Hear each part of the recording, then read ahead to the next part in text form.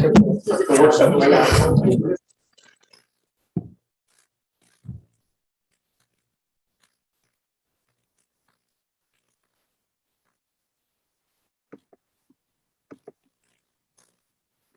good evening.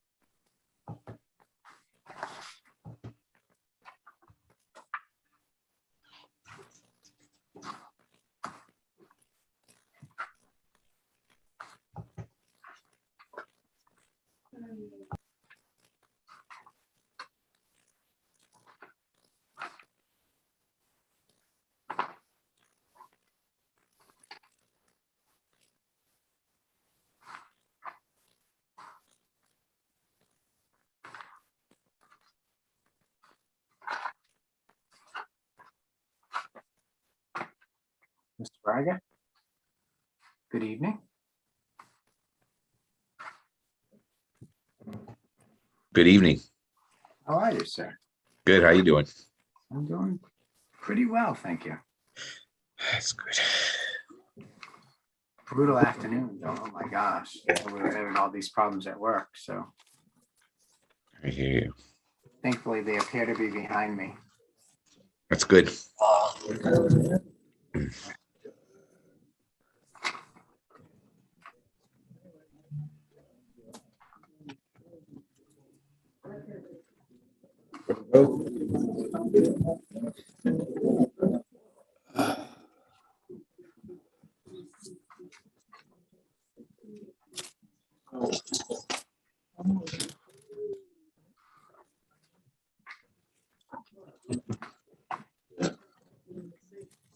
Okay.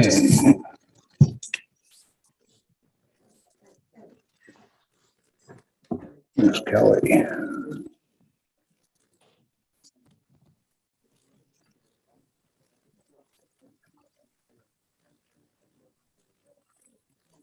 Just waiting for Miss Kelly. Miss Kelly. Where she is. She's not back there, is she? No, she isn't.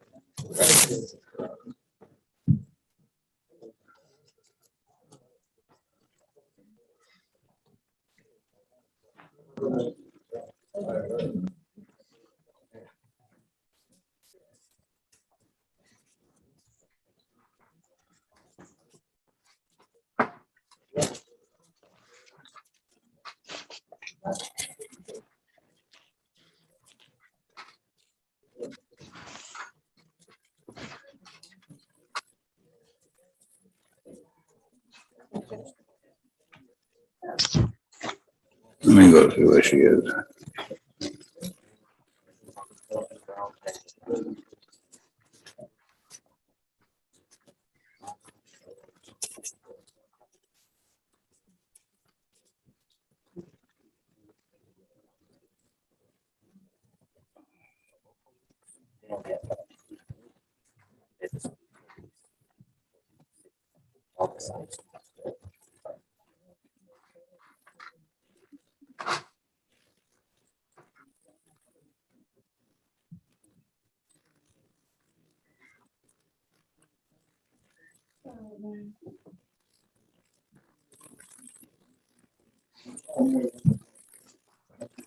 There's a lot of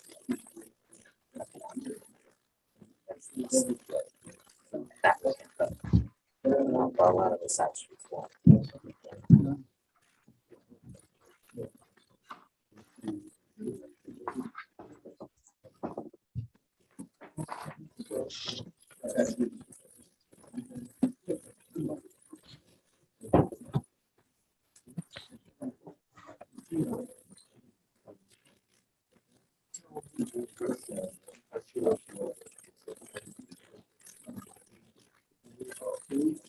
I mean, you guys are up and running on the internet. So. You guys are up and running on the internet. So I think you're that. No, not to start. Oh, okay. I didn't know that. Ah, sorry. I thought she was gonna move lever and push button. No, that's good.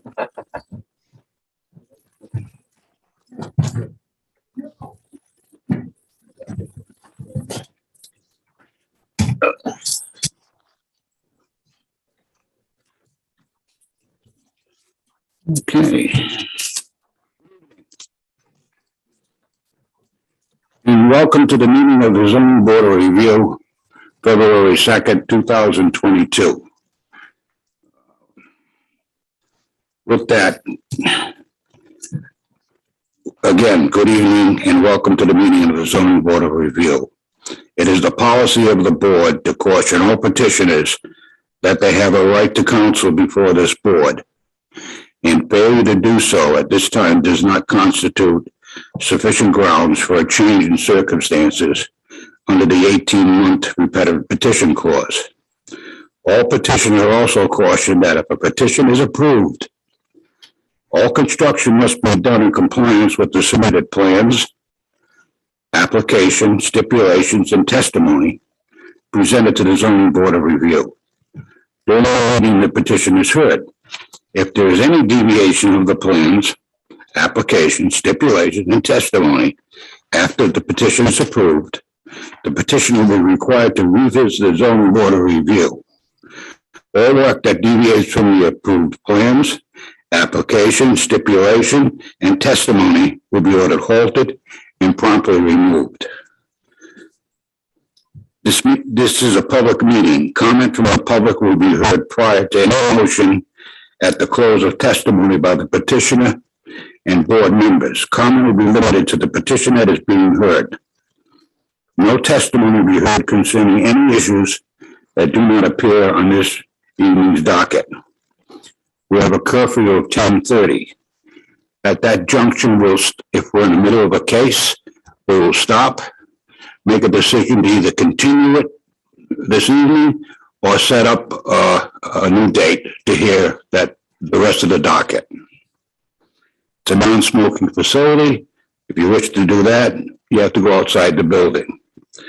I would all ask you to turn your cell phones on to vibrate if you could. We would appreciate that very much. After your petition is heard, if there's any discussion between yourselves and council, I would ask you to use the outer chamber here where the elevators are, because with this door open, it reverberates back here, and sometimes we'll miss something that the petitioner is saying or a board member is saying. With that, I need the swearing in of the zoning officer. Hand, do you swear to tell the truth, the whole truth, nothing but the truth, so help you God? I do. Thank you. Okay, let's see. You're all set. All right, seating of alternate members. We have a full membership tonight, if I'm correct. 1, 2, 3 of us here, and we have 2 on Zoom in front of me here. This is kind of strange, but with that, we don't need the alternate members will be participating in discussion, will not be voting on the cases. All right, with that, we have the November 3rd, 2021 minutes. Has everybody had a chance to look at those? And if you have any concerns, please let us know. If not, I need a motion to approve. I'll make a motion to approve. I have a motion on the floor by Mr. Beaupont. Do I have a second? Second. I have a second by Mr. Braga. All in favor? Aye.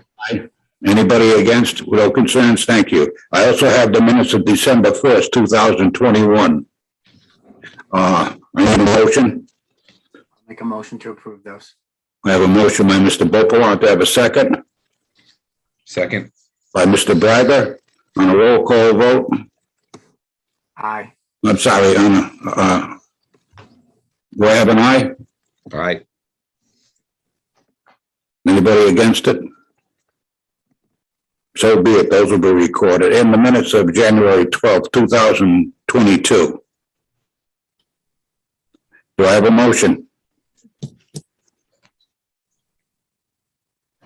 Yeah, I think I saw I have a motion by Mr. Croak. Do I have a second? Second. Second by Mr. Pascoa. With that, on a open vote, all in favor? Aye. Aye. Anybody against? The ayes have it, so be it. Those are recorded. Zoning officers report. Ed, do you have anything? Nothing this month, Mr. Chairman. Okay, correspondence and discussions, we have nothing. We have the staff reports. I have the planning department staff report and the January complaint list. Any concern of the members concerning the complaint list? I hear none. With that, we'll move into the continued cases. First case being Jason Silva, 16 Rounds Avenue. Yeah, so Mr. Chairman, there's been an extensive testimony taken on this matter. So the only members that can participate are those that have actually received testimony and so forth. Those would be the following members. It's yourself, Mr. Chairman, and Mr. Croak, as well as Mr. Pascoa, Mr. Braga, and Mr. Beaupont. Mr. Robinson cannot participate in this particular agenda item. So we have the full. And we have the exact same quorum from the last several hearings. Mr. Chairman, Yes, just for the record, I'm going to recuse and go back to the audience. okay. Yeah, you're good.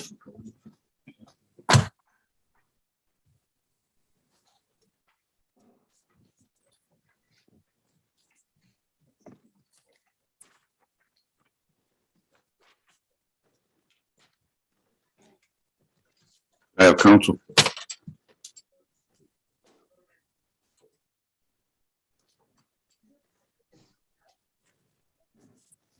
Good evening, Mr. Chairman, members of the board. As you know, this is a continuation from, I believe, the hearing that occurred on I'm November gonna 20th. ask one quick favor of you. The gentleman could stand over there for me. Now that next down so I can hear what the hell you're saying. There you go. Permission, of course. Huh?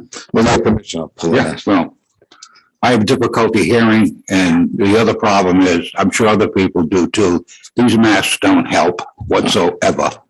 Okay, To say the least, believe me. also too, when we hear, we see. And when my glasses get fogged, I can't see. What's the other issue? But thank you. Again, as I was indicating, that November 23rd, I believe, was the last time we were here before the board. The matter was continued for a good cause, and namely that they instructed Mr. Silva to obtain a survey that the board would then take a look at and hopefully approve. That survey has been completed. A copy has been provided to Mr. Pimentel, and I believe each member of the board has that survey. Based on that, again, if there's any questions you may have of Mr. Silva regarding that survey, please do so. And from what I can see, it meets with the requirements that the board was hoping to achieve, and therefore we ask that petition be granted. Oh, great, thank you. Thank you. You're all set. Council will come in. Thank you. What I want to do with it. Mr. Braga, Yes, Mr. Chairman, I have no questions right now. Mr. Vogelon, I have no further questions, Mr. Chairman. Mr. Pascoe, All set, Chair.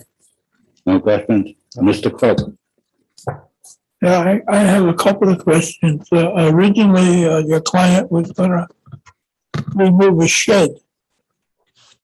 That's no longer on the table, is that correct? And to the best of my recollection, that wasn't not going to be a requirement. The requirement from the last hearing was simply to provide a survey regarding the placement of the pool in the future. I am not talking about the survey. I'm not talking about the last meeting. I'm talking to the meeting prior to you coming on board. Well, And the things that your client suggested he do would be to remove the shed and remove pavers from the, whatever you call it in the backyard. it's my understanding that that is no longer an issue that's necessary to be discussed, because the last time we were here, when we left, in the minutes of the meeting will reflect that he was asked to provide a survey of the yard. I don't recall him having the requirement of removing the shed. You know, I don't. I'm not willing to drop the subject. It was prior to you being here. And I want to know why it was dropped or removed from the discussion. I really can't answer that, other than the fact that I'm going by the last minutes of the last meeting, which in the record it should show that he was instructed to provide the board with a new survey. Oh, I'm glad. I'm glad. Okay, thank you. Thank you, Mr. Chairman. Yeah, all set. Since I'm going any farther. okay,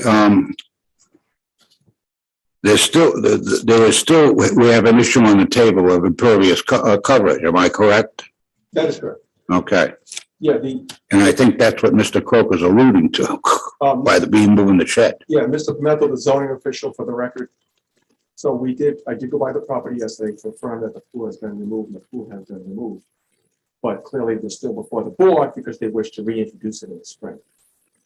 The survey now, the new survey shows that the proposal is to place the pool now in accordance with the required setbacks. So they've eliminated their request for that variance. That was the conversation from the last meeting. but they want to still retain all the improvements around the property and introduce the pool, which means excessive coverage. And the relief that's required is in the survey. The coverage? Correct.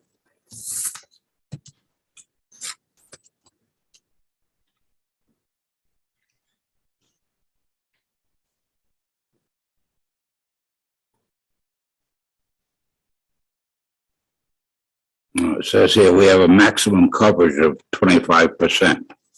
No, that's building. Huh? That's building. We're talking about impervious. Yeah, impervious, yeah. 45 is the max. They're gonna go over that.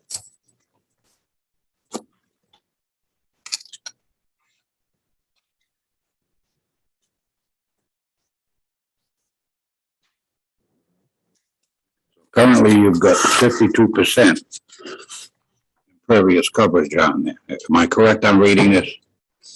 That means half the property is covered. If I may approach. Yes.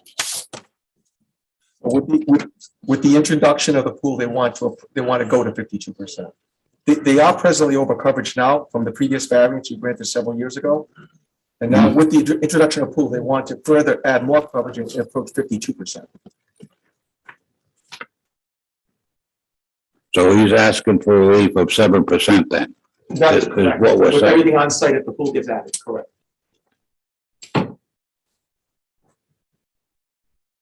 I mean, that's based on that survey plan, so. Yeah.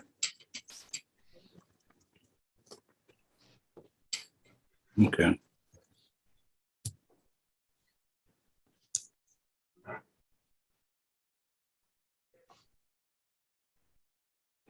Has anything been removed since the original plan? So this is actually what you had standing there. Explain. Yeah, okay. All right. I'm gonna hold and hear what, I guess the petitioners have a counsel. So I want to hold until I hear his testimony. No, we'll let him explain, you know, he can explain it better.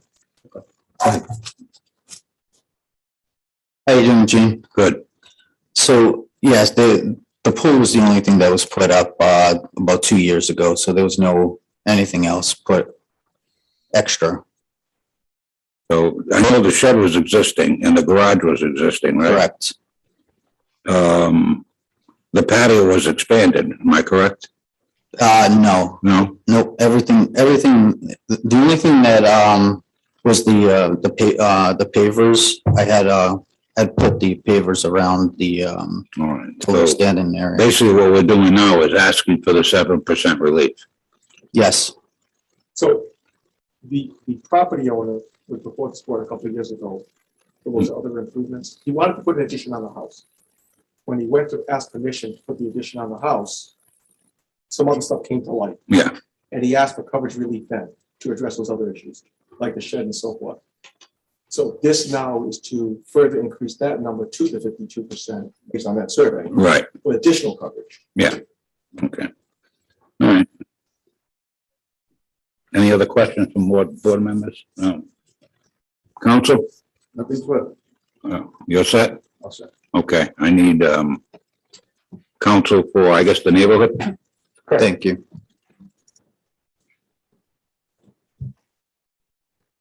Good evening, Mr. Chairman and board members. My name is Tim Chapman at 670 Willard Avenue in Riverside. And I know there's been some things that I've submitted, so we'll just go over those for the record. There was Mr. Silva's housing court and municipal court voluminous violations.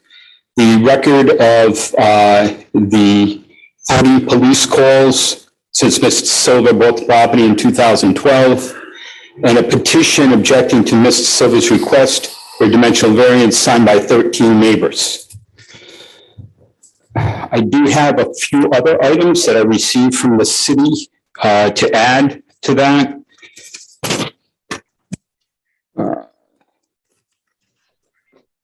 Just bear with me a moment.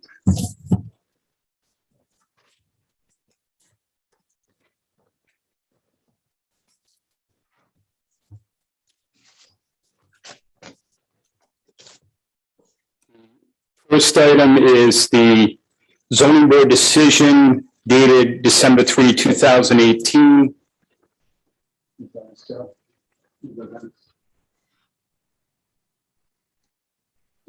Which was recorded on 12/3/2018. May I approach?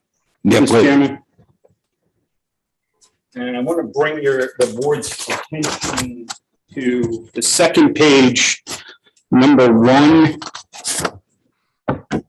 which states, and this was decided by the zoning board. It was as it says, the zoning board of review hereby grants in a unanimous vote the above described relief in conformance with the submitted application subject to the following, and this was for Mr. Silver's dimensional relief.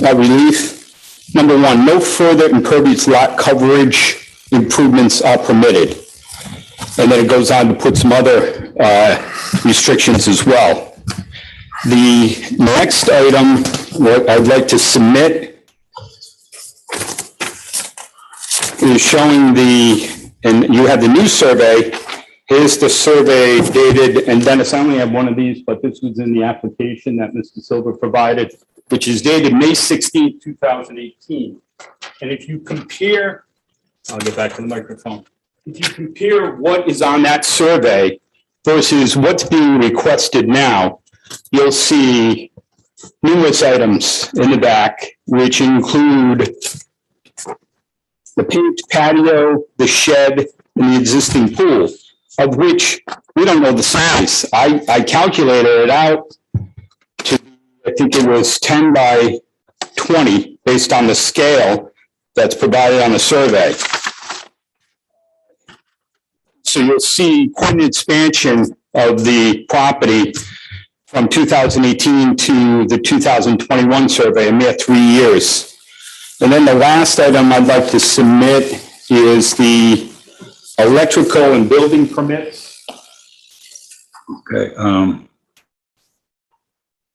Gary, I'm gonna need are you submitting these as an exhibit, Exhibits, yes, a part of the record? part of the record. Gary, I need them, sorry, Yes. Mr. You want to Braga. do all three at the same time, or you take them individually? That's up to you. I think we should take them individually first. Okay, motion to make the, It should be Mr. Braga. oh, okay. John, I need a motion to accept the minutes of the zoning board meeting of, So, excuse me, Mr. Chairman, it's a zoning board decision. I'm sorry, yes, correct. The zoning board decision, that was what, 12/3/2018? Yes, Motion to accept the zoning board decision minutes report from December 3rd, 2018. Second. Do I have a motion on the floor? Do I? Second, Have a vote on? yes, Okay, I'm sorry. I'm having a little trouble here, Mike. Excuse me. that's okay. Okay, all right. So on a roll call vote, will Mr. Beauplan, I would, Braga, Aye. Mr. Cook, Aye. Mr. Pascal? Aye. I vote aye as well. Also, I have the survey plan from, I can find the date here, May 16th. May 16, 2018. Do I have a motion to make that exhibit 2? Motion to make the what the survey plan from the 2018 meeting. That would be, just to clarify, Exhibit 5, because there were the other 3 exhibits that were included before. Oh, excuse me, Exhibit 5. That would be Exhibit 5. Exhibit 4 was the zoning board decision. Okay. 1 was the housing court, municipal court violations. 2 was the record of the 30 police calls. 3 was the petition objecting by the neighbors. Okay. 4 being the zoning board decision, 5 being the survey, and then I have 6. So the motion for Exhibit 5 to be the survey from the 2018 application. Do I have a second? Second, Roll call vote, Mr. Beauplan, aye. Mr. Braga, All right. Mr. Clerk, Aye. Mr. Pascal. Aye. I vote aye as well. And now you've got with me, Counselor. I've got the electrical permit dated July 11, 2020, and the building permit dated July 14, 2020, which were both submitted by the petitioner and both rejected. Okay. All right, So is that one exhibit or? You can take them one at a time or both. I could put the permits. You put permits. Can I put them together, Counselor? Dylan? You can put them together if you wish. Just specify both documents that are within the exhibit. So, motion to, accept as exhibit six, the two, as exhibit six, the two, The two electrical permits, the electrical and the, building what was the other? from July 11th, From July 11th, 20 and July 14th, 20. exactly. Were they rejected? Do I have Were they rejected? Yes, Yes. says it right on the form. They don't have, they didn't have a permit? All 2021. Thank you. all right, so, I have a motion. Do I have a second on this? I'll second it. The second by Mr. Vopalant. On a roll call vote, Mr. Vopalant, Aye. Mr. Braga, Aye. Mr. Croak, Aye. Aye. no, Mr. Pascoe, Aye. and I'll vote aye as well on this. Want to see all this? And, Mr. Chairman, I do have Mrs. Tracy, if she's on the Zoom, who's the neighbor that lives next door. She said she would be on the Zoom. She was not able to testify last time because of her surgery. I just don't know if she's there or not. I don't see a Tracy on the list. Mrs. Tracy? Okay. She's not on? All right, then I'll move right ahead.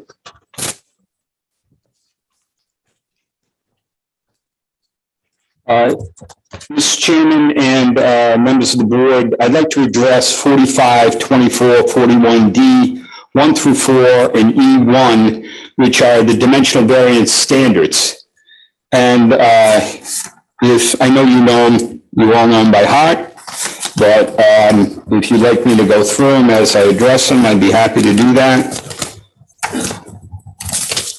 I'll try to make this quick because I know you have a full meeting. The first one, that the hardship from which the applicant seeks relief is due to the unique characteristics of the subject land or structure and not to the general characteristics of the surrounding area and not due to a physical or economic disability of the applicant. Well, there are no unique characteristics of the subject land in this petition, and this petition is not due to a physical or economic disability of the applicant. Number 2, that the hardship is not the result of any prior action of the applicant and does not result primarily from the desire of the applicant to realize greater financial gain. Well, the hardship is actually the result of prior action by the petitioner.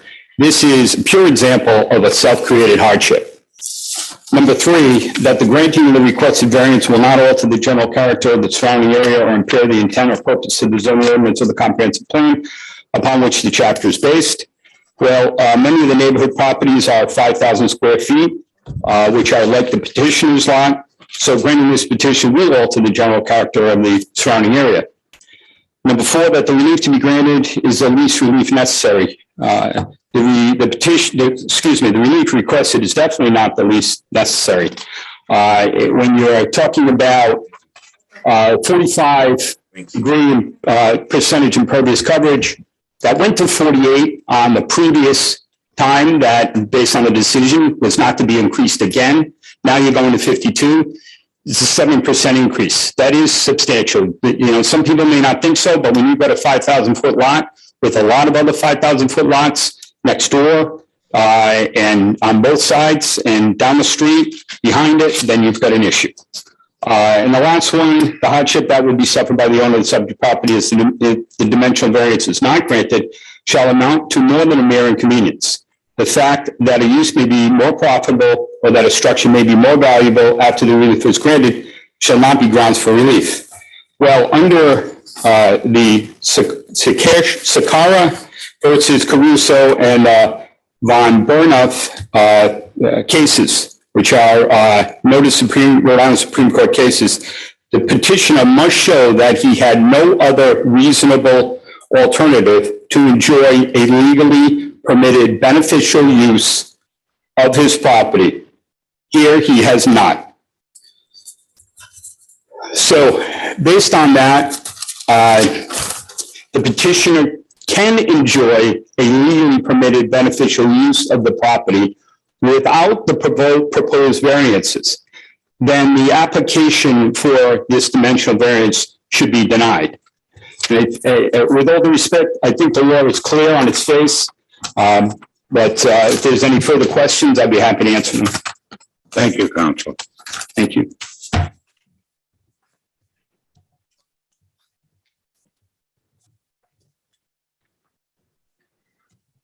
You want those? Yeah, no, not those. The original one that came in, well, we denied it.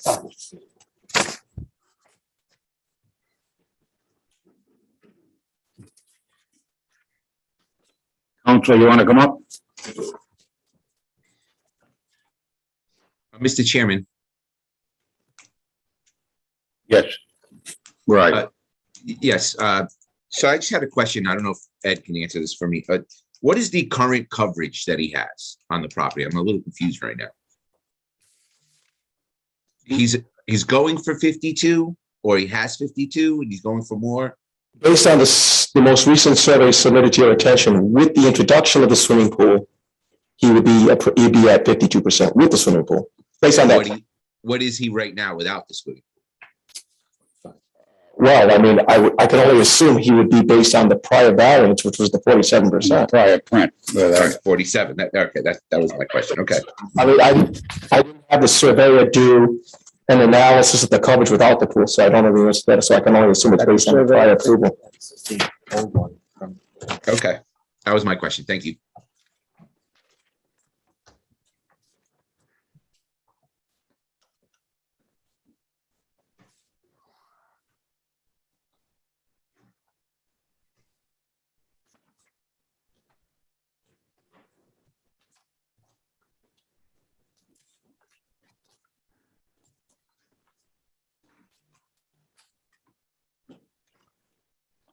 Now, I asked earlier about the shed. Evidently, the shed was an addition since the last time you appeared before the board, right? No, it was there when Mr. Silver bought the property. Well, I don't see it on the site plan that was submitted in Behind the garage. 2018. I don't know if they put it in the 2018 survey. It's not here. But the shed's been with the house. At the time we purchased it, Your Honor, it only means that the shed was there. Well, this was how long on the property? Since 2012. No, this is a 2018 survey. All right. Signed, authorized. All right. And I compare this to the new survey and I see a shed. Okay. The new survey, I see a pool. And I see all the pavers in here. Now, with that, you added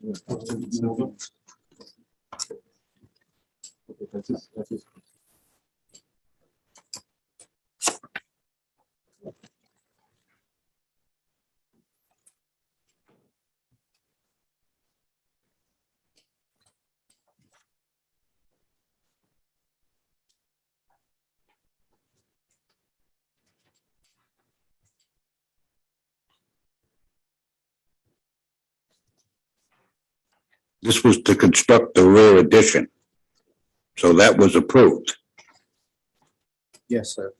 So in place of the rear addition, did you put the addition on? No, sir. So in place of that, what I'm determining here, you added pavers and a shed. Just the pavers. And the pool. But at that time that we granted this variance, you agreed to no further impervious lot coverage. at the end of every case, I read a statement when we vote that says, does the petitioner agree to the motion? All conditions, meaning the motion is approved. All right. Does the petitioner agree to the motion? All conditions are stipulated. Understand that strict compliance means that any deviation will necessitate revision of zoning board of review.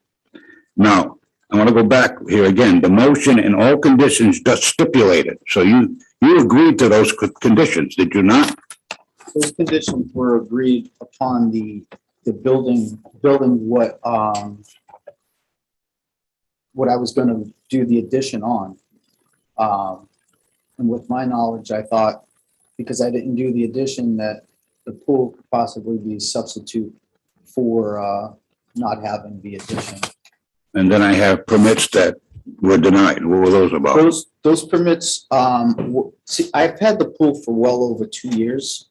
So when I was told that, because I honestly never knew I needed permits to put up a pool. So when I was told by the board that the pool needed permits and they weren't, so when I went to Ed to go pull the permits, because of the coverage space is what it was denied. They said that I needed to get the zoning to approve it, and then I can go and apply for the permits. Were there permits ever pulled for the deck? The deck was way before I even bought. No, it doesn't matter. It just passes on. We don't, once a property is sold, we don't delete any permits or requests for those permits. Whether they're denied or approved, they're going to stay in the record. Am I correct? Yeah, but I don't know when that deck was introduced either. Well, that's what I'm saying. We looked at all the aerials and the deck was there. At some point, we can't trace further back. We Okay, don't no, have- I'm just curious. And I'd like to bring to your attention as well, they keep mentioning the 30 police phone calls that was brought to my house. If you guys look at the record of all the calls, it's all by noise ordinance. And if you look at the records, not one time Well, it was within the 10 o'clock range, and it was all under the 10 o'clock. And also, I have never, ever been submitted any fines or anything like that. again, I don't know about the other members on this board, but that's irrelevant to me. Okay. You're asking me for an extension on your impervious coverage. That's what you're asking me for. Yes. Okay. But that was Now, what goes behind it?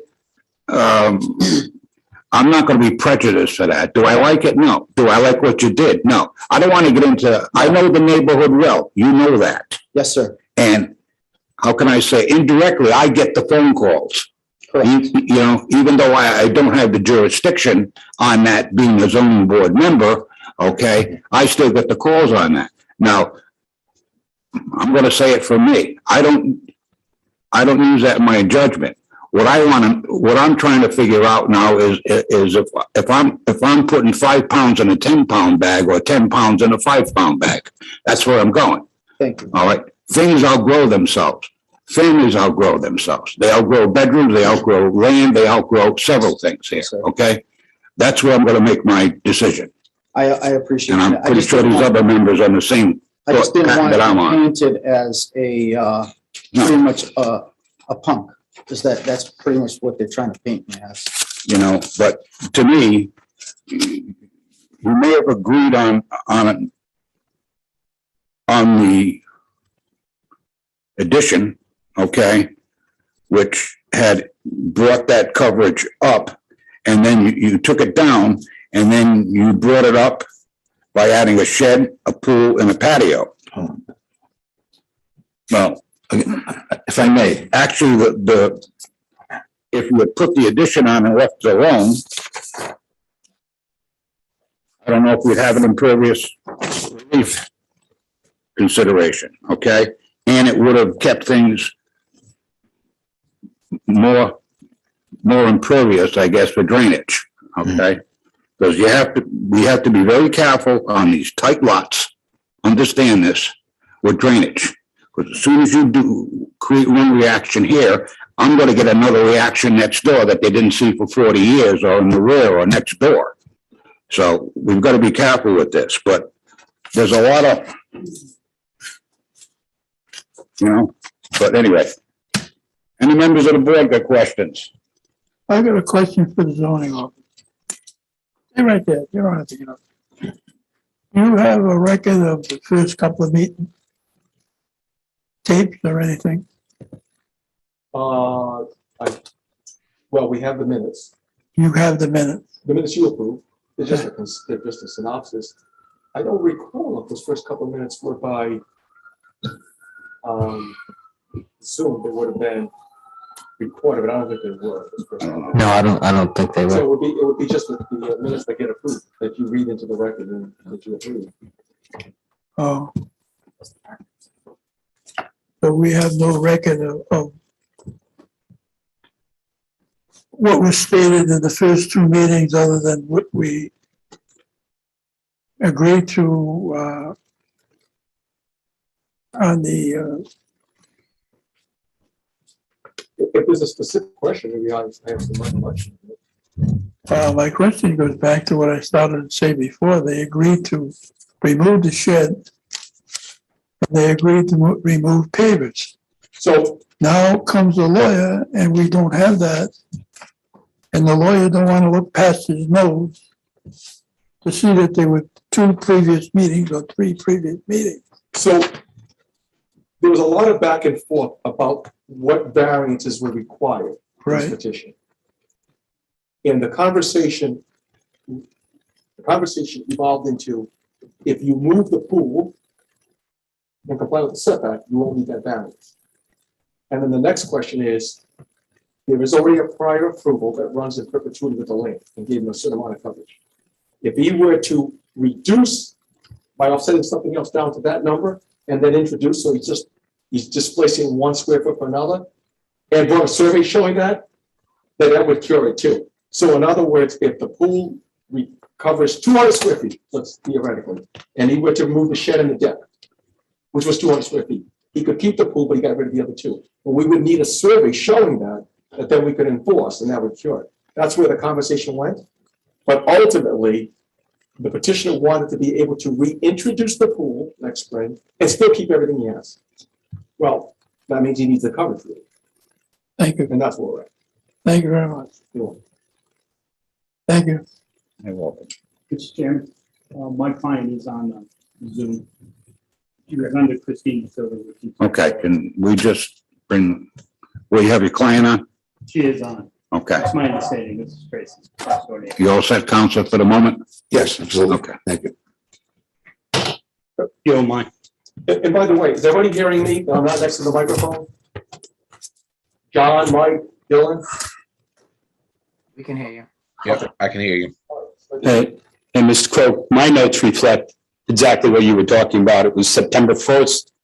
Mr. Beauplant brought up the intensification of the entire property. Dylan stepped in and talked, the city solicitor stepped in and talked about every 100 square feet is 10%. You could remove the shed plus 50 to 60 feet of pavers.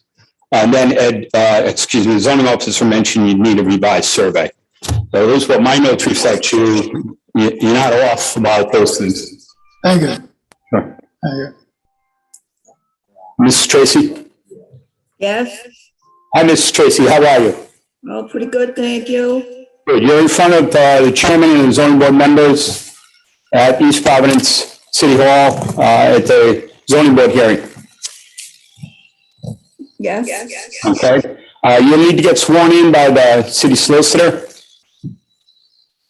yes. I'm not hearing this too well. Do you swear to tell the truth, the whole truth, and nothing but the truth, so help you God? Yes, Thank you. Mrs. Tracy, this is Tim Chapman again. I'm going to ask you about 10 questions, if you could answer them truthfully. Do you live next door to Mr. Silva's property? yes, And how long have you owned and lived at 20 Rounds? since 1967. Okay, so you got a few years. How old are you? 64. Pardon me, would you repeat that? How old are you? How old am I? 81 and a half.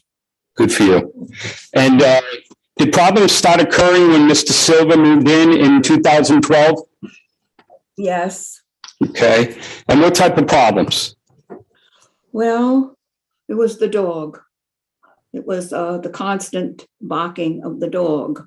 And he didn't like it when I called because the poor thing was left alone all day long, from 6 in the morning until late at night. And it didn't want to be left alone. And we called the police. And the police were over here, well, the dog officer was over here quite often. And in fact, there was a big book, almost as thick as an old telephone book of all the calls and everything that went on around here. Did you have any problems with any parties or pool parties going on? Well, when he has people over there, they're very loud and boisterous, and they don't go home. It's like an all-day affair. And it's not just kids there. I mean, other people around here have pools, and they have their children in them, but it doesn't go on all afternoon and night. And I think that's a problem. And how often do these nights occur? Well, when he geared up, it wasn't too much last year because it just wasn't, he wasn't having a lot of parties. Last year was the year before and somewhat of last year. Right. But a lot of Saturdays and Sundays, and the weekends, basically. Okay. And would you say there's at least 30 times since 2012 that the police have been called to Mr. Silva's property? I would think so. Yes, you could easily say that. It's been a lot of problems out in front. And, police cars, people cars, rescue squads. And our music speakers directed, Pardon me? Ms. Tracy, are the music speakers directed at your house? I can't hear. There's a lot of Are the music speakers directed at your house? the speakers hanging on his garage. Yes, that's the way the garage is. We're looking over at my property. And before Mr. Silva moved in, how many problems did you have with the neighbors at 16 Rounds? None. Okay. None. And you strongly object to this dimensional variance being granted? No, I do not want it granted. Okay. And do you have anything further to add? No, I don't think so. That's enough what he's done and doing. It seems he takes great pleasure in aggravating. Okay. I have no further questions. I don't know if the board has any questions for Mrs. Tracy.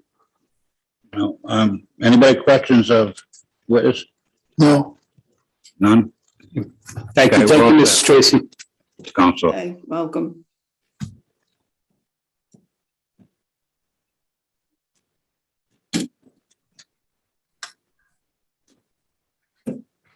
Hi, Mrs. Tracy, can you hear me?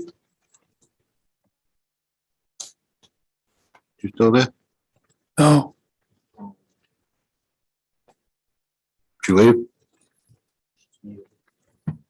No, it's still. She's muted. Are you there? I unmuted. They wanted me to unmute. Well, they wanted you on mute. Oh, she's there. We're there. Tracy, it's Mr. Silva's attorney. Yes, I see you. Yeah, good evening, Mrs. Tracy. My name is Dennis Ritchie, and I'm here representing Mr. Silva, your neighbor. Yes. First and foremost, I hope you're feeling well, number one, considering everything that's going on. Secondly, you indicated on the record tonight that you have some concerns about noise coming from the yard adjacent to your home. Is that correct? That and other problems too. Well, let's get with the noise right now. As far as the noise is concerned, did you ever call the police? A couple of times. Okay, and did they inform you that he wasn't violating any ordinances or city ordinances? Were you ever told that? As What do you mean by the city ordinances at 10 o'clock? As far as, yes, the 10 o'clock, Yes, yes, and it was even after 10 by the time the police got down here, and he still had people there. well, there's no record of that. He wasn't cited by the police, was he? Are you aware of that? I don't know, I just called and said what was going on, Okay, and then they said that, hey, we could have noise until 10. Yeah. So, okay, it went on after 10. ask you further, are you one of the neighbors that are complaining about that Mr. Silva has a pool in his yard? I didn't get the first part of that question. Are you one of the neighbors, I'm told there's several neighbors that are complaining, issued statements arguing against Mr. Silva having a pool in his yard? Are you one of them? Yes, Okay. Did you do that on your own or were you approached by someone? yes, we did it I did it on my own. On your own? Okay. And you contacted the city accordingly? You spoke to someone in the city and filed a complaint? Did I file a complaint about a pool? Yes. About the pool? Yes. I called about the noise. No, I didn't. So you're more concerned about the noise, correct? Is that fair? No, because I didn't know how big the pool was. If you've ever been in my yard, you can't see over there. I was amazed when I saw how big it is. So, but again, did you file any complaint regarding the size of the pool? I said no, because I did not know it until the last time we went to these meetings. And further at this time.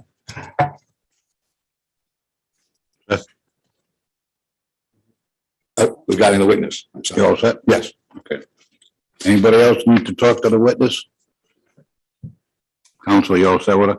Yeah. Okay. Thank you. Thank All you, right. Mrs. Tracy. Thank you, Mrs. Tracy. You're welcome. If I may add something else to the record. My brother reflects on the record that he has, I guess, affidavits or statements from 13 other possible witnesses. Needless to say, they're not here. They're not subject to cross-examination. Therefore, that evidence should not be even considered. One iota.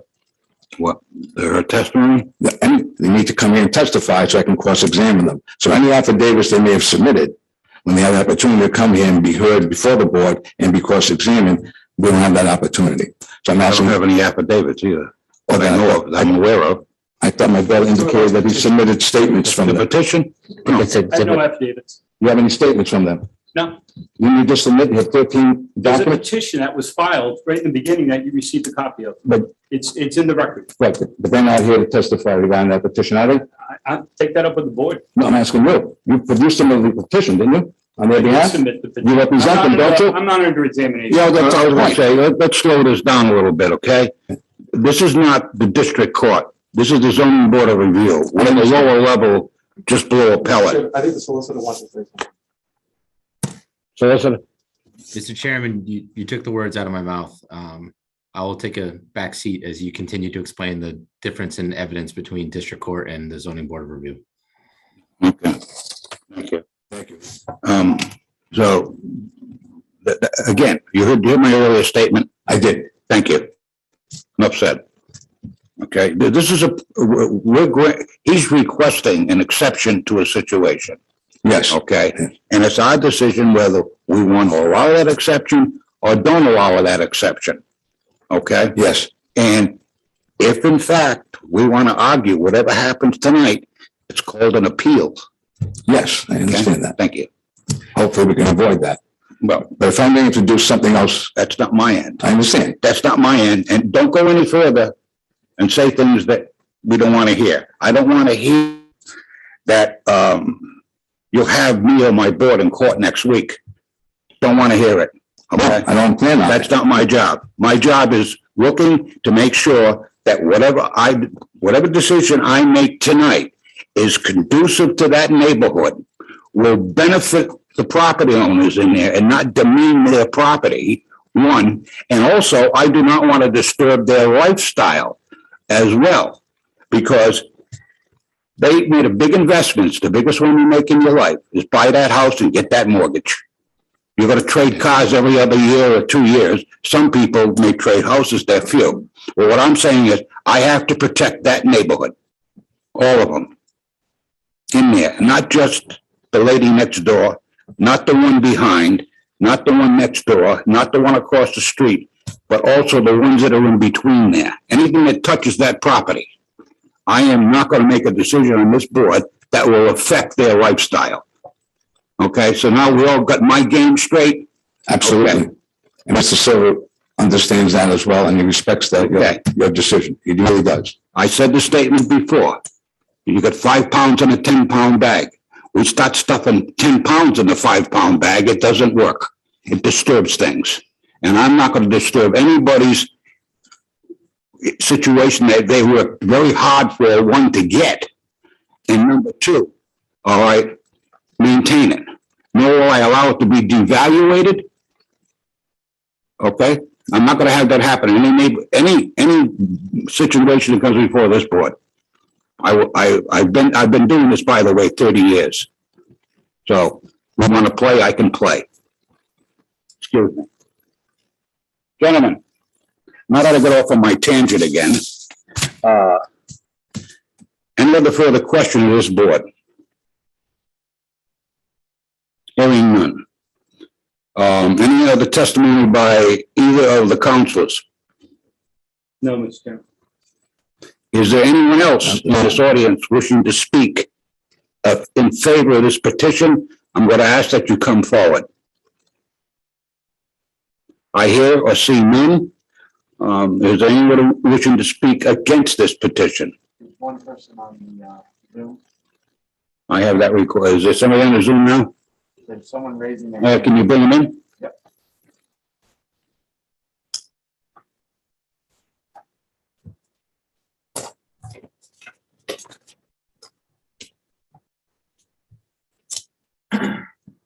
His name owner on the screen. It just says owner. I don't know. Owner? No, bring them.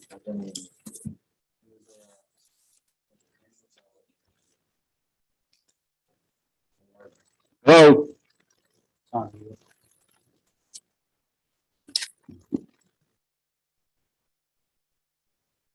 Are they on? They're connected? Hello? This is the zoning board of review.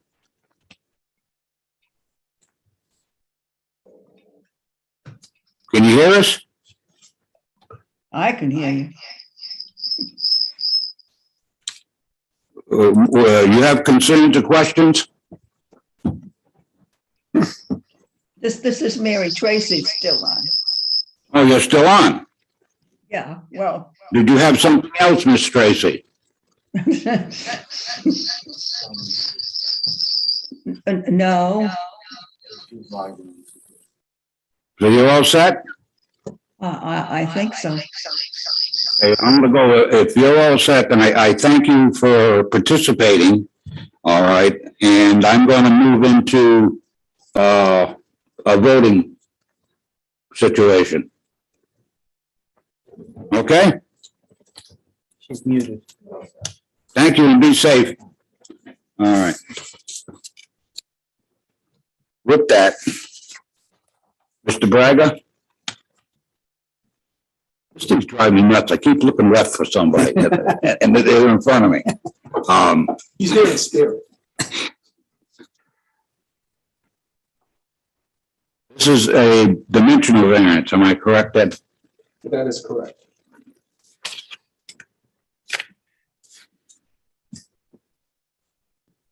I'm sorry, I was muted. Thank you, Mr. Chairman. Based on all the evidence presented to the zoning board of review and the personal knowledge of the members of the board of the land and area of the city of East Providence, the zoning board of review hereby finds pursuant to section 1945A of the city of East Providence zoning ordinance that the hardship from which the applicant seeks relief is due to the unique characteristics of the subject land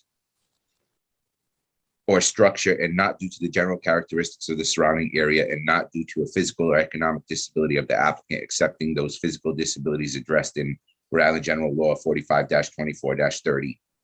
The hardship is not the result of any prior action of the applicant and does not result primarily from the desire of the applicant to realize greater financial gain.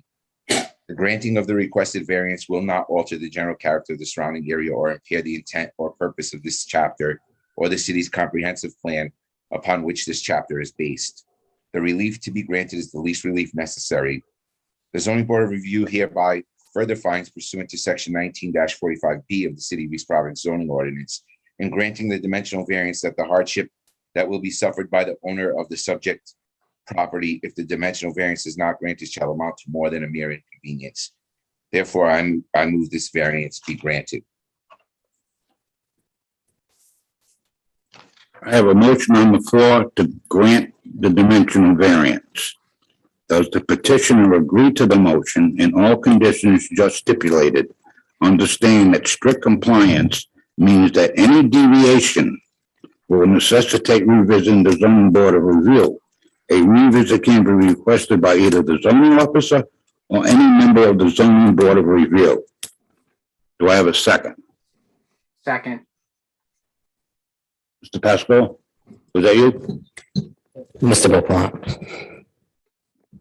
Mr. Beaupont, Yes, correct. It was me. I told you, it's tough doing this. I don't like it anyway, so.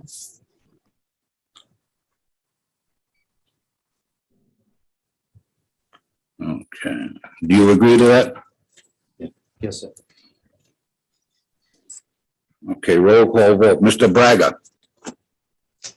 I'm actually going to vote nay on granting this variance based on the fact that I believe that he has beneficial use of the property. We've already granted it a variance in the past. He has he had a stipulation in the last granting of the variance that he would not pursue anything to increase the impervious coverage from the deviation that we gave him at that time in 2018, I believe it was. So therefore, I'm going to vote nay. thank you. Mr. Beaupont, where is Mr. Beaupont? He's not on my screen. Did we lose him? He's not on the call.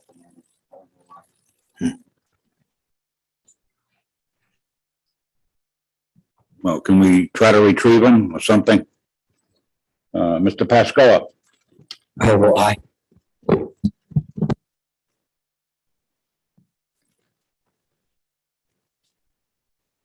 Mr. Croak, I'm gonna vote yea. There's a previous variance where the petitioner agreed that there be no further extension of, on the property. I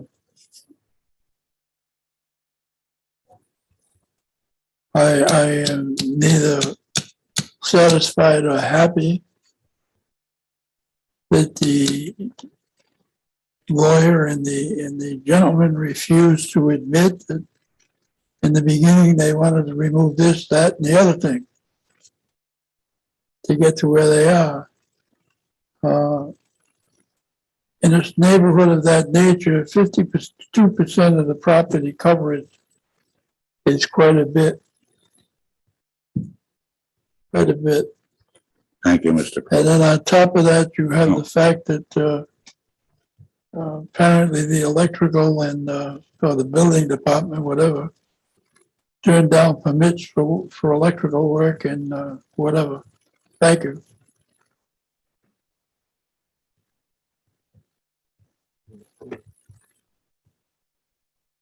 I lost both on this now. I lost both John and I'm Mike. still connected, but Mike my phone. is trying to call in because his computer crashed. Can you call in through you? Yeah. Was it through Kelly?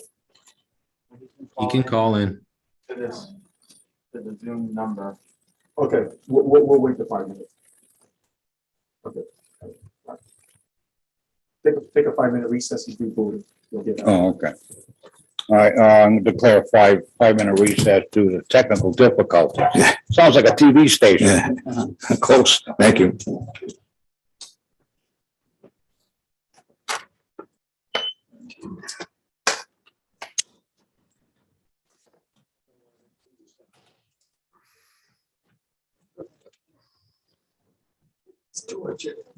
That's why I.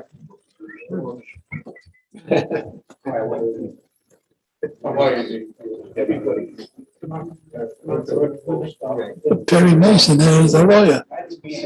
That's an old show, right? Well,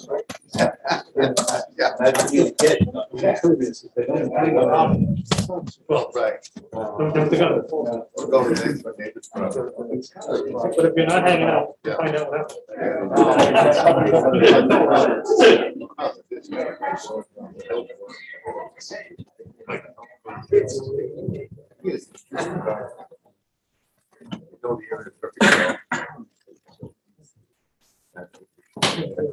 Instead of down to already. Yeah.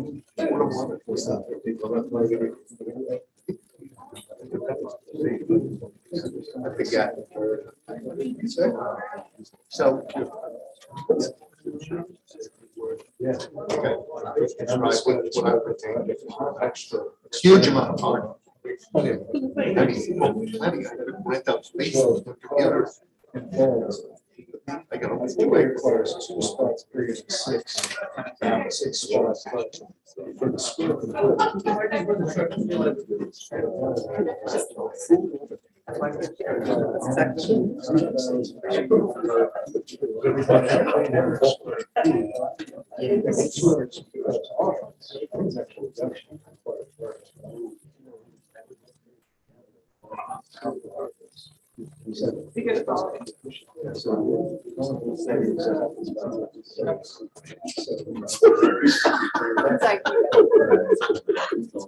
So he's soft.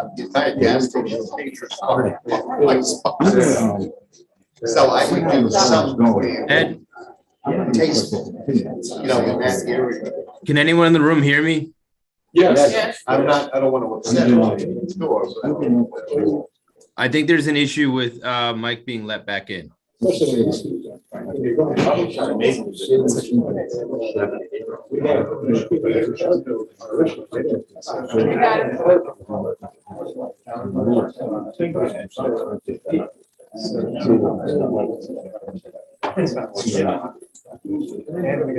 That was fun. First. So my only question is, You're not going to believe what happened. You know what? I had the computer plugged in. One of those surge protectors that are save, right? And I had it plugged into one, not realizing it's not charging. I'm like, I don't know why it's not charging, right? So the next thing you know, it says your computer is gonna shut down. I had this horrified look, and John's giving his thing. I'm like, I think I can make it. Right? If I get up, what am I gonna do, right? Like John's giving his thing, and I'm like, black. I said, oh my gosh. We got you back. We're mid-vote. So it was just a brief recess so that you get back on, and right, we'll get rolling again. Good, perfect. Oh, well.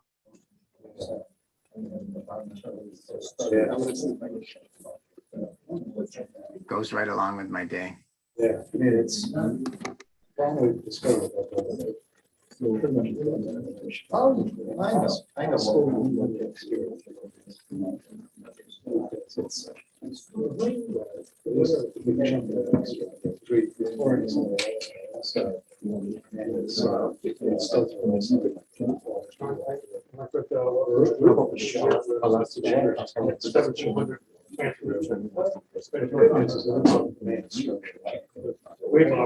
Yeah, I'd like to put that in it.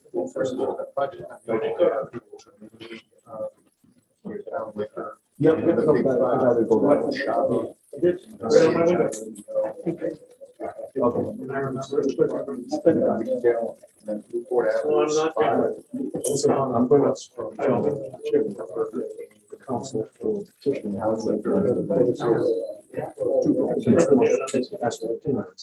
Yeah.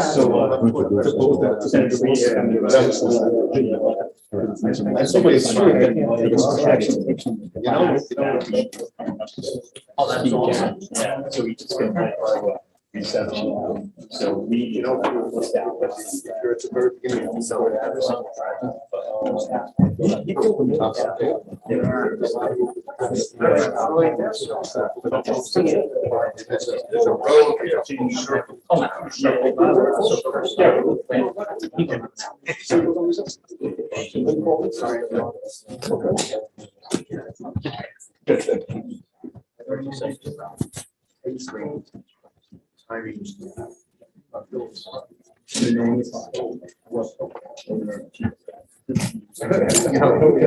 You can't finance.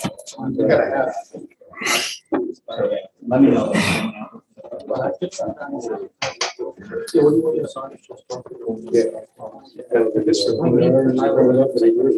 Yeah. Doesn't have to say good back.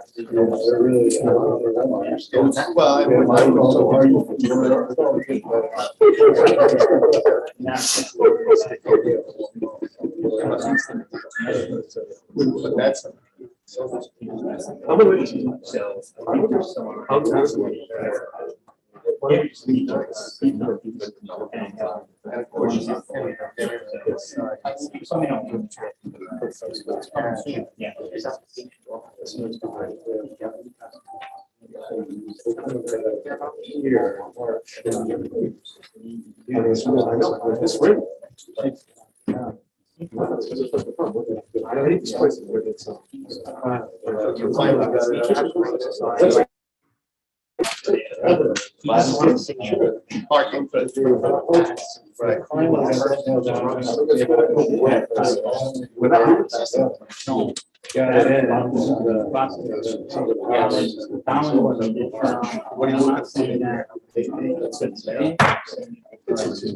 Yeah.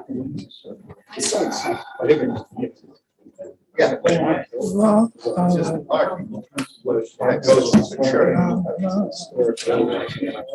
Perry Mason. I think it's a good one. Perry. Because I had more original.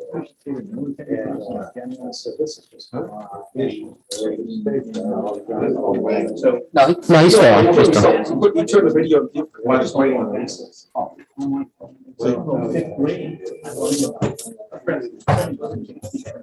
Mr. Chairman. Mr. Chairman. Gee. When we get back on? Yeah. Counsel for the petition. Oh, no, when I had called back into session. All right. We're opening the meeting at 7:15. So, Mr. Chairman. I'm in the middle of a vote now on a motion. Understood, Mr. Chairman. I'm just gonna post it. Counsel for the petitioner came to me asking permission in the midst of the motion, asking continuance. I said, I don't know the rules regarding this. I'm not an attorney. I can refer it through the chairman to the solicitor and ask for his opinion. Well, this is my situation.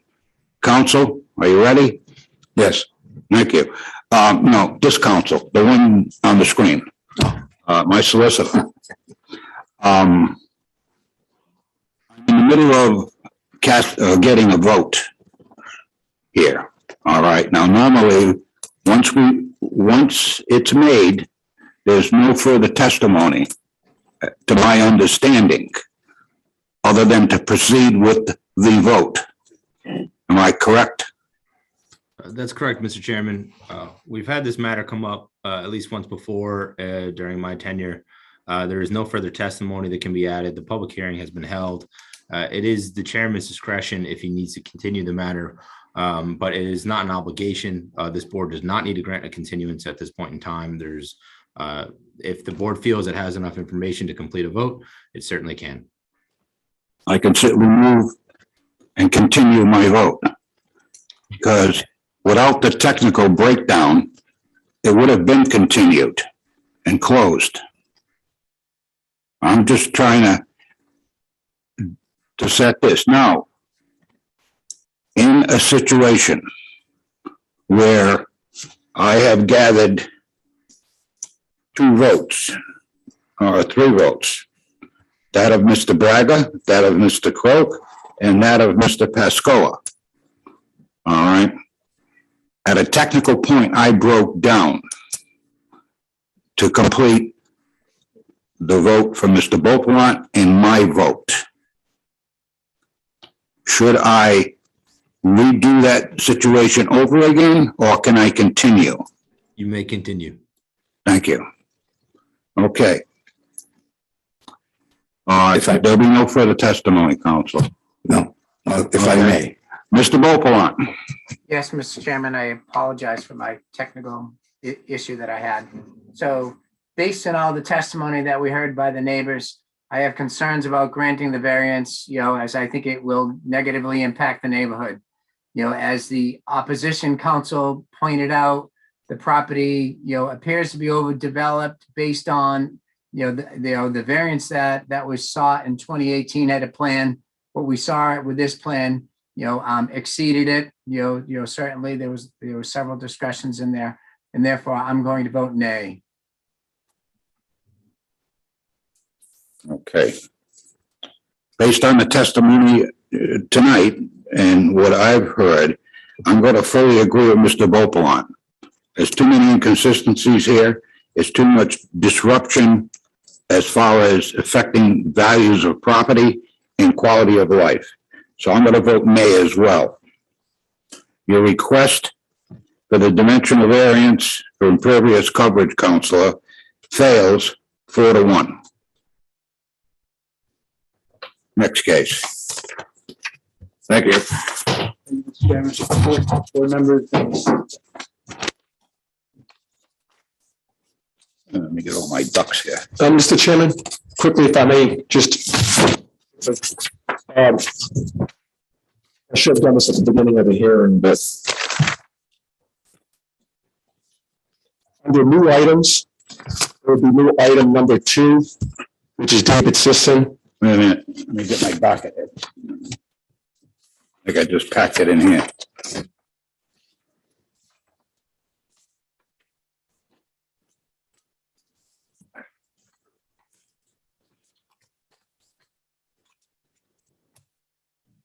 That's yours. Okay, we are on. No, before we proceed with the agenda, Okay. under new items, new agenda items, item number 2, which is David Sisson, 56 Oxford Street. It's a 2-lot subdivision. Because of the situation that happened, that put a freeze on everything, we had to go back to a hybrid system. This matter was concurrently scheduled for both the planning board to be heard for the subdivision purposes, and then would have subsequently appeared before this board for the requisite zoning relief. But they weren't able to accomplish the first step, which is required as a matter of law with the order of precedence. So we have to automatically continue this. 56, right? Yep, that's agenda item number 2, David Sisson, 56 Oxford. I'm anticipating that it'll be addressed in a timely manner. So let's continue to March, and if at that time it still hasn't received its requisite approval at the planning board, then we'll just continue it again. I'd rather just keep it that way. I don't know if Mr. Sisson is here. Are we anticipating? I owe the planning board some additional information. No, you're I expect. What? might be available for this board. So should I organize this? Warren, that's you, right? Okay, Yeah. Mr. Chairman, coincidentally, the applicant, who's an architect representing another neighbor, another party tonight, is telling me that more likely than not, it will get to the planning board until March. So why don't we continue this out till April? So we just don't keep continue, and sound like we're trying to frustrate the public. So let's continue to April, and if I can get a formal motion to that effect, Mr. Cook. and I'll tell you the date. I would move that 56 Oxford Street be moved to April 6th. 2022. Okay, that's a form of a motion. Yes, it is. Thank you. Do I have a second? Nobody wants to second it? Second. Mr. Braga with a second. Okay. All in favor? Aye. All right. Anybody against? The ayes have it, so be it. We'll continue that one to April 6, 2022. Thank you. For anybody in the public or anybody who would be in the Zoom meeting, this matter has been formally continued to April 6th. because it was continued to a date certain, there will be no further advertisement, there'll be no further notice requirements. So if you have an interest in this particular subdivision, please note your calendar. It'll be heard April 6th. Okay. You're all set? Yeah. Okay. We're going to move into, wait a minute, continued business. Yeah, we're still on it. City of East Providence, One Neighborhood Builders. Yeah, Mr. Chairman, if I could put just a few words on the record first. So this matter is falls under the Riverside Overlay District. So what happened a number of years ago, this particular property was owned by the city, but years ago, in order to realize flexibility and development and try to move properties along, we started to generate overlay districts to give a lot more flexibility in land usage and also flexibility in the dimensional criteria. Since then, we've adopted and we've expanded on this one. This property was the sole property. We've expanded on the Riverside overlay. We've adopted the Town Avenue overlay. We have the Warren overlay. We have the Waterman overlay. We've got the waterfront. And the reason why I'm bringing up this point is it appears purely out of an abundance caution that there's a lot of variances here. But the reality is the overlay relaxes or massages a lot of those criteria. I think what happened was because there was some conflict and concern, a lot of these variances were listed. But if you look at the overlay, they're massaged. So they're not really technically required. I'll give you an example. The rules say that you're not supposed to create anything higher than 3 feet at a corner point for purposes of not obstructing line of sight. That's a rule. But if you look at the overlay district in this, it says you must build to the front street line. So there's a conflict there, right? The overlay district trumps it. What happens is we just want to make sure that it's safe for the public. They've provided information into the record. The city engineer has looked at that. I'm just using it as one of the examples. So there's really only a handful of variances that are required here to get this, to spur this development. But I wanted to put on the record because I know it seemed like it was an exhaustive list of variances, and many of them are really not applicable. It was really pursued out of an abundance of caution, but I just wanted to put that on the record. Okay, so what we're really looking at is parking and dimensional. It's a minuscule. Yeah. For example, we never allowed mixed use, commercial, residential. They're all allowed. Yeah, I understand. You know, in this case, they're asking for purely residential. That's allowed. It was really to try to spur development in some of these properties because the old regulations were just too restrictive, and that's why they were sitting around stagnant. Thank you. With that, 336 Bullock's Point Avenue, just so if anybody's listening, they know where the property is located. I'm sure they may know of our One Neighborhood Builders, but we need to get a little geographic number in there so we can know what we're talking about. Counselor. Mr. Chairman, thanks so much. Members of the board. Excuse me. My name is Ken McGonigal, and I'm the attorney for One Neighborhood Builders. And actually, the formal name of my client is Olneyville Housing Corporation, doing business as One Neighborhood Builders. So like in Olneyville, Providence? Yes, sir. I know the neighborhood well. Well, that's where our office is, and that's where the beginning of this great work is done. But now it's sort of spread out through the state. Yeah. I'm just going to if you don't mind, to save a little bit of time, I'm just going to call them One as the applicant. So as you may know, and Mr. Pimentel mentioned, One has the option with the city to buy this property, formerly known as the Vamco site. And it's assesses map 312, block 12, parcel 20 that we're talking about. One has been chosen by the city of East Providence to be the designated developer of the site. And our project, as you know, is called the Residences at Riverside Square. This project is really kind of exciting. It would create 16 new affordable rental apartments for low to moderate income households.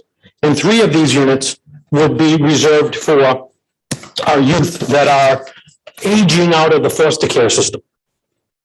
This proposal would revitalize a long vacant property adjacent to the East Bay Bike Path and provide quality, safe, affordable housing while helping to enhance the Riverside Square's commercial district at the same time. We joked about Olneyville, but I wanted to point out One is now over 30 years old. It's a 100% nonprofit development corporation, has a top-notch staff, which is important because it can get this project built and it will manage it. after. They don't go away.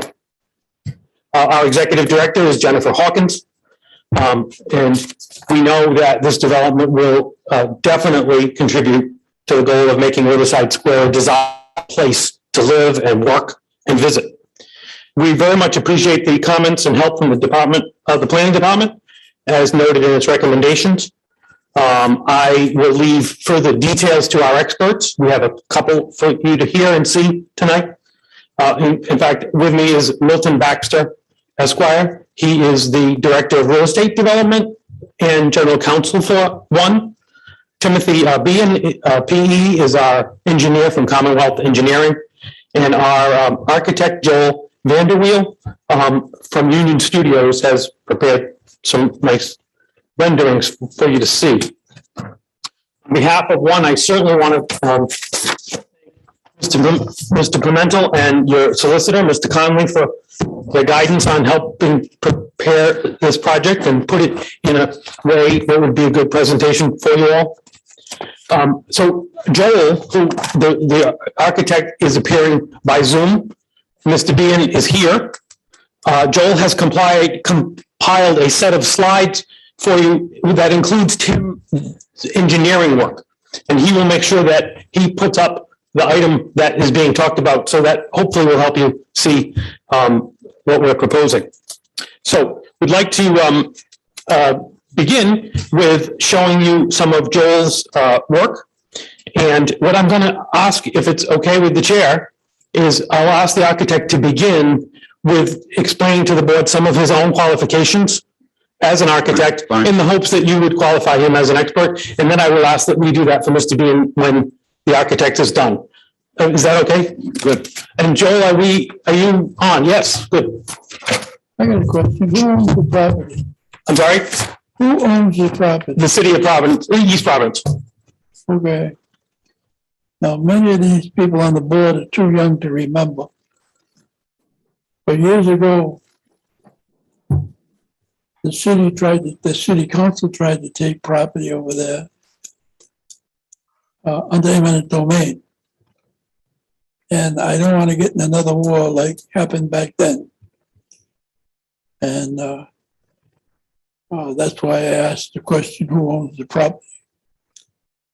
I would say one more thing and then I'll drop the subject. Excuse me. Mr. Savory mentioned several months ago that he'd like to get rid of the wash place, the laundromat. Unfortunately, we can't get rid of the laundromat. It's under a court order. That and O'Neill's property. They tried to condemn both pieces of property and they were going to sell it. Eminent domain is meant for public use, not for the city buying something and then selling it and making money. I went to court. O'Neill won. And this is what's there now. And that's why I asked the question, does this have anything to do with eminent domain? But you said no, and that's fine. Thank you. No, to be honest with you, Mr. Crook, I don't know that. I said, you asked me who owns it. I have not researched the title yet, although I would plan on it. My client has an option to purchase from the city, and I don't know where the city got it from because I haven't done a title search. I'm guessing that the city gained Vamco's property under taxes. Possibly, very possibly. Vanke had died several years ago. And I don't think between his wife and his kids, there was too much left in the greenbacks. And of course, the property went to hell. And it sat there for years. Well, just like any sort of real estate purchase, if the approvals are given, then we have the money to pay the city, but we will do a full title search first to make sure that the city has good title. And then I would probably know the better answer to that question. As a footnote, there was a tax issue, as Mr. Koch indicated, but there was also environmental concerns with that property and had to be remediated. I was It was a jewelry shop, later. right? It was a plating. Actually, No, it was a jewelry shop Yeah. with plating. Yeah. and we are obviously well aware of that. our engineer has, That forced it into a situation with the city that we could go in there, unlike the O'Neill thing and the wash place. Mr. Croker is absolutely right.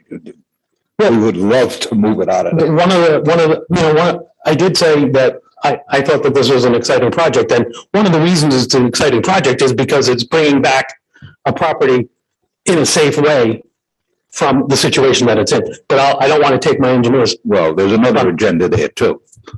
If we can get those other two pieces of property up to a value level that deems these individuals to do something with, then we play the game the other way.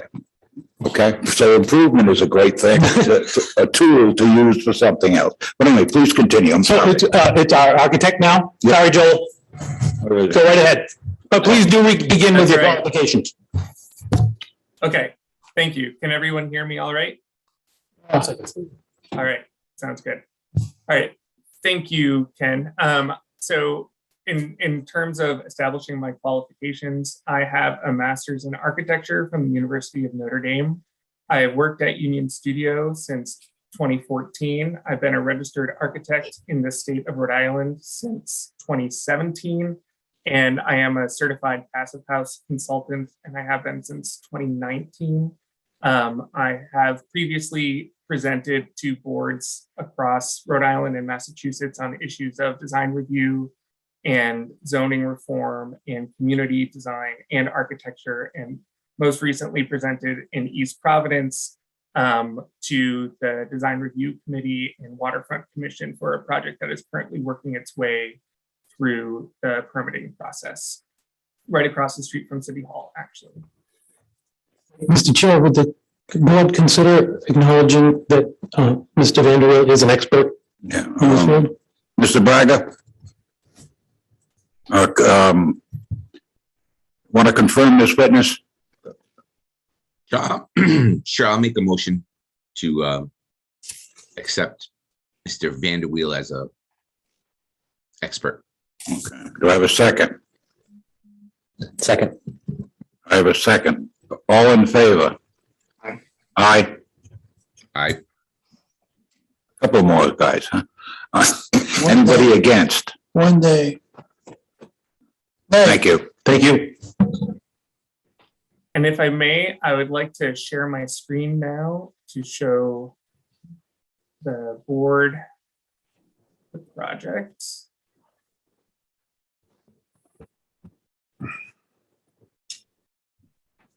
Can everyone see my screen? Yeah. Okay, Yeah. great. Yes. Thank you. All right, so I'm first going to present the context of the site, and then I will talk about the site design, then I'll talk about the architecture, and then I will pass it along to Tim Bean of Commonwealth to talk about site and civil engineering issues.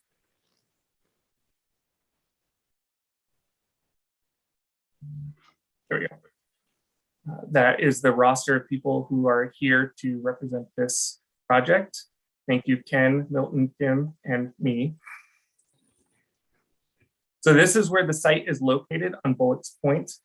Bullocks Point is a main corridor of mixed character. So there's some low density single family homes, some higher density commercial and mixed use buildings, some office and strip mall, church, library, sort of filling in the gaps.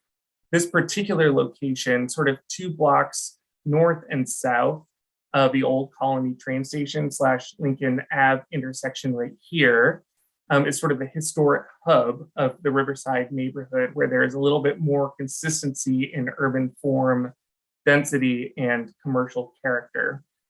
Running along the rear of the site is the East Bay Bike Path, and it is on a primary bus route, Route 33, which goes from Shaw's on Willett over to the Carousel, up to the high school and Stop and Shop, and then over to Providence through the east side. That's backwards. There we go. Here's the site as it stands more or less today, as a vacant site. Bullets Point on the bottom of the screen, Fenner Ave running along the south end of the site. Here we have the existing survey and the existing site plan, which we'll go into in more detail in a little bit. We can stay here for a moment. This is the rendered landscape plan. So in terms of site design, what we're really trying to do here is to help define the street edge along Bullets Point without overwhelming it.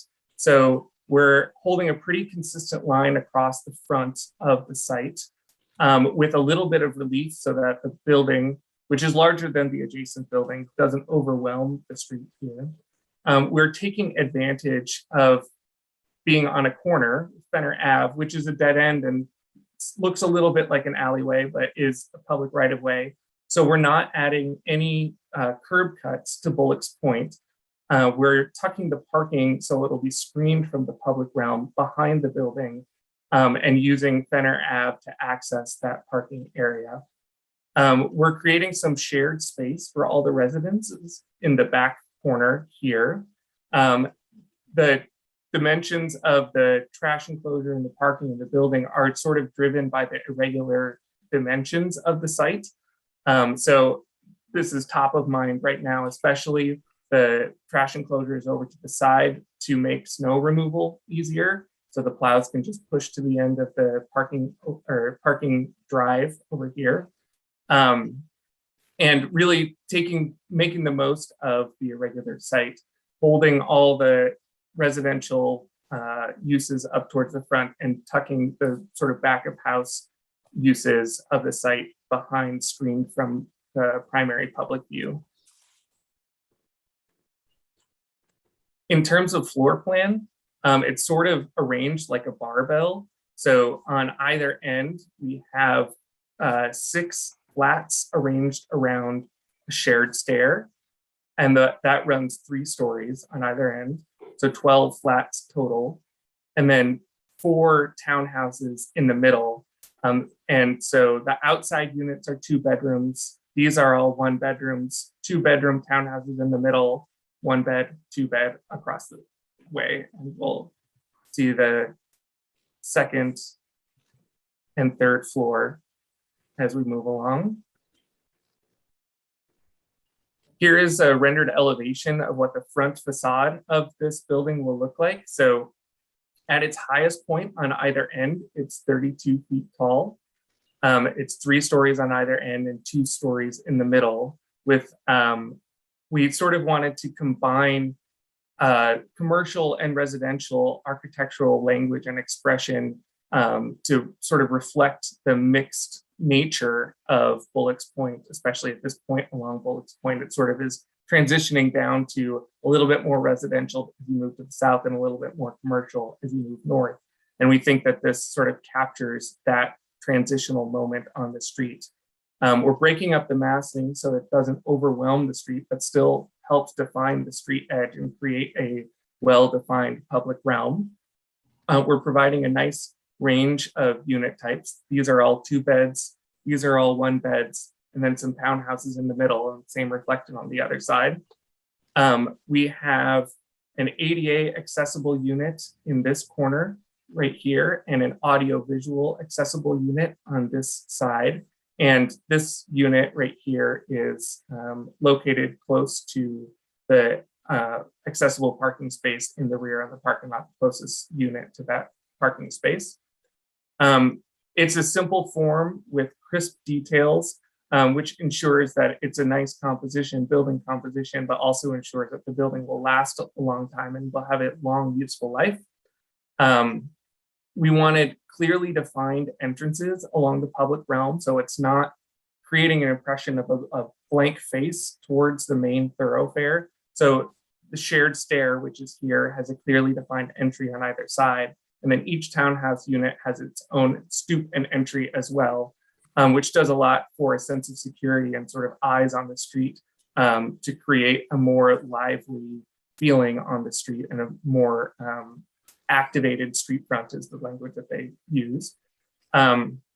And the ground floor units, which were required to have by code, have their bedrooms facing the rear so that they're not along a busy corridor, sort of arranged for maximum privacy on that side.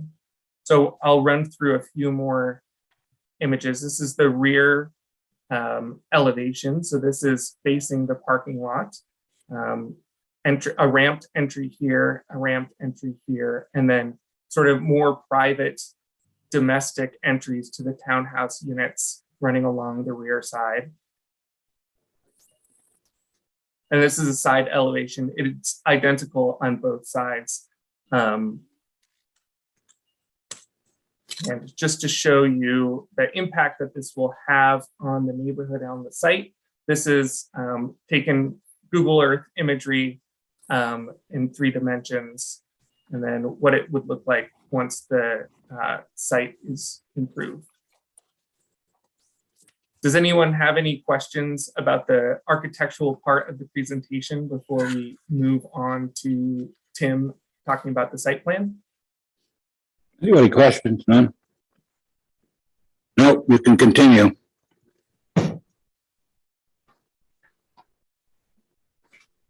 Good evening. My name is. Should be on. I have to hold it. Good evening. For the record, my name is Timothy Behan, professional engineer with the firm Commonwealth Engineers, Providence, Rhode Island. Sir. Counselor, are you with us? You need to swear him in. Where is he? I'm right here, Mr. Chairman. Do you swear to tell the truth, the whole truth, nothing but the truth, so help you God? I do. Thank you. Qualifications. I graduated URI in 1988 with a bachelor's degree in civil engineering. 1992, I graduated URI with a master's degree in civil engineering. I've been an engineer, civil engineer since 1988. Primarily work in this type of civil engineering, site development, where we do subdivisions, we do office developments, housing developments, condos. I am a partner, owner of Commonwealth Engineers, and I'm looking to get qualified for tonight's meeting. Hey, Mr. Braga? Thank you, Mr. Chairman. Can you hear me? Yeah, I got you. Okay. Yeah, I'd like to make a motion to qualify. I'm sorry, I didn't catch your name. Timothy Behan. Timothy Behan as an expert. All right. Do I have a second? Second. I have a second. All in favor? Aye. Aye. Anybody against? Yep. I never vote for anybody to be an expert. Motion passes 4-1. Thank you. Please continue. Thank you. Joel, can we slide to, I think your color plan's easiest to look at for the public instead of that black and white plan.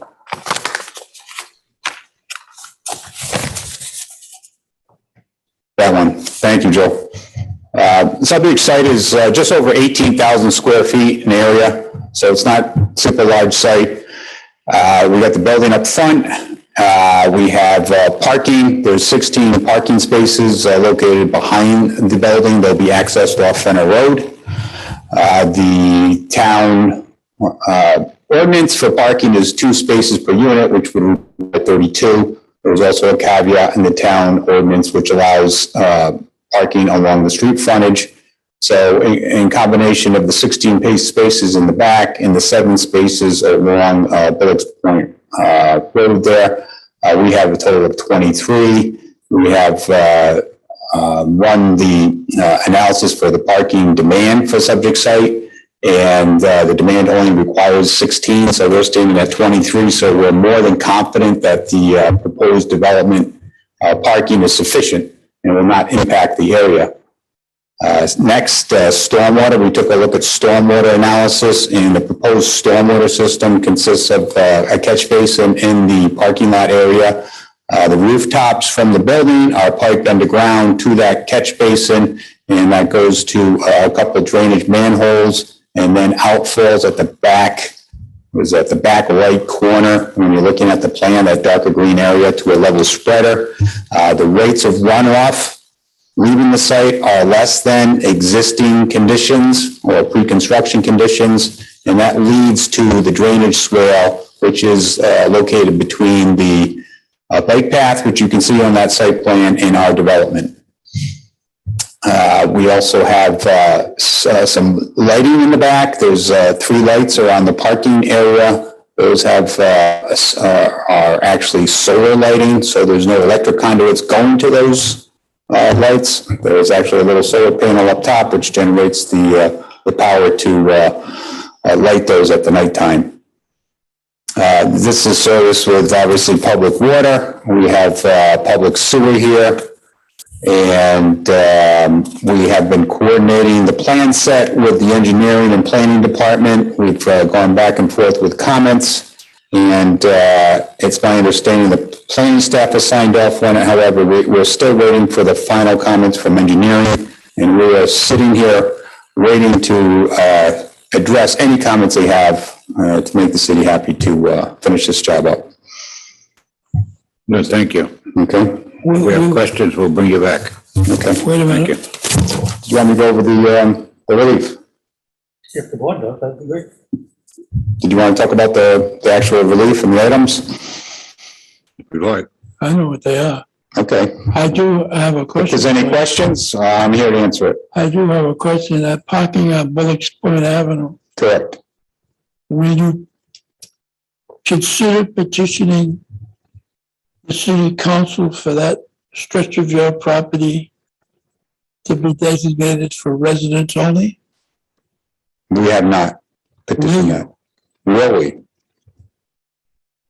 It hasn't been on the table yet. Well, I'll tell you why I'm asking the question. You're talking extension of Fenner?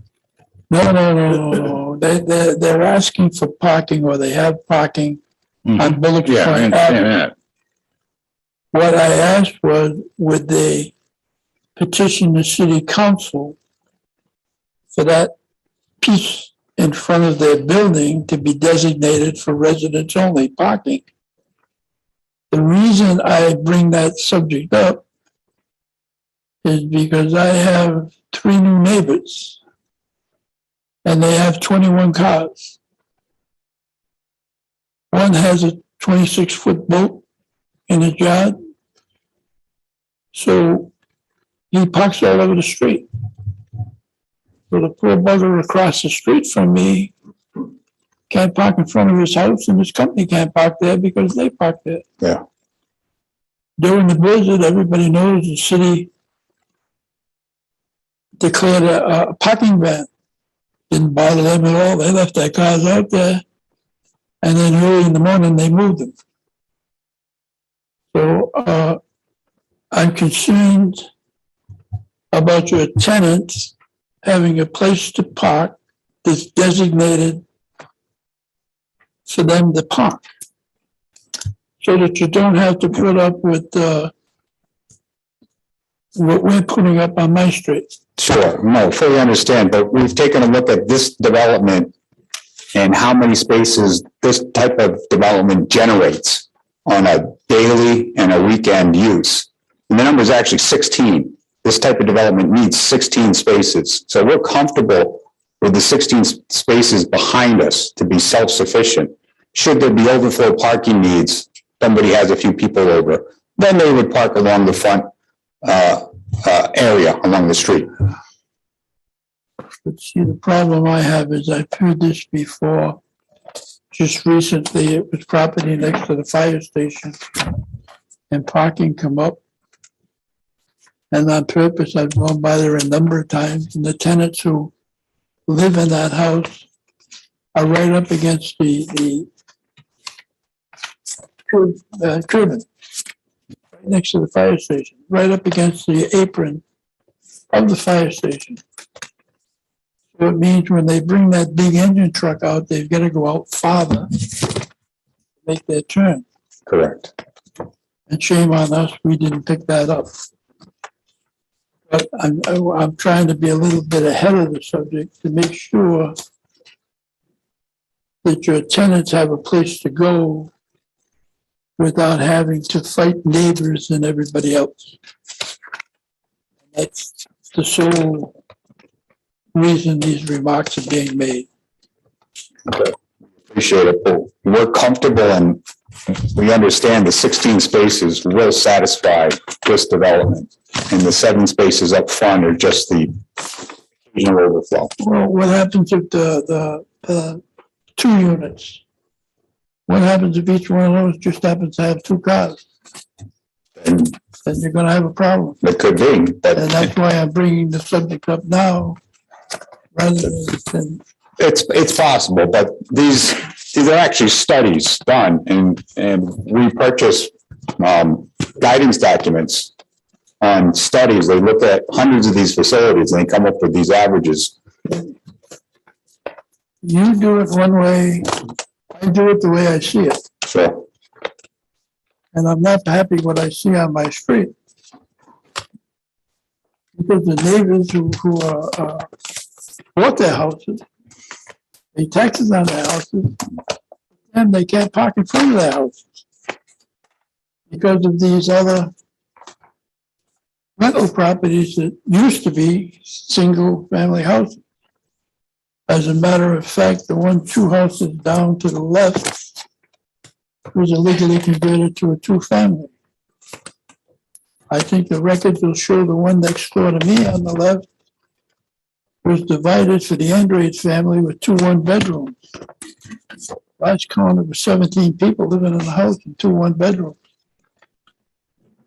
So things change over the years. Yeah. And you've got a great project on the books, but let's protect the property. Let's protect the neighbors or the tenants parking is my sole idea. thank you. Yeah, Any other questions of this witness? Matt? Mr. Behan, correct? Correct. What's the demographics of the people you think are going to be moving into these apartments? I'm not the best person to answer that. Okay. Yeah. You have a study, I want to guess somebody? Great question. Thanks. Boss Milton Baxter from One is here, and that's exactly the kind of question that we can pose on him. Okay. But he hasn't been sworn in yet. Yeah, he needs to be sworn in. So, Counsel, If you could raise your right hand, do you swear to tell the truth, the whole truth, and nothing but the truth, so help you God? Yes, I do. Thank you. Thank you. Sure. Good evening. Thank you for your consideration of this matter tonight. I think the question pending is what is the demographics, expected demographics? Yes. We won't have any specific restrictions or requirements as it relates to the demographics. The tenants will be qualified based on household income. So typically in a 1-bedroom house, a 1-bedroom apartment, there'll be 1 occupant for that particular. And in the 2 bedrooms, it could be 2 to 2.5. I know that there's no half people, but that's how we. Are we looking at families with kids? Are we looking at adults? What are we looking at? Yeah, so there'll be mostly adults. There may be, in the 2-bedroom units, there may be young children, not school-age children, but very young children. That's our typical, in our portfolio, we have 444 units in our portfolio. And the typical demographics of families are the very young children, not school-age children. They tend to move along when the children move up to school age. And then in terms of there are 3 units that are reserved, as you may have mentioned, heard mentioned, for youth who are aging out of foster care. So we expect those to be young adults. So those, probably 18 to 21-year-olds who will be occupying those 3 units. So most of the units will be adults. That's correct, yes. Okay. Thank you very much. Sure. thank you. Mr. Chairman, I have a question for Mr. Behan now.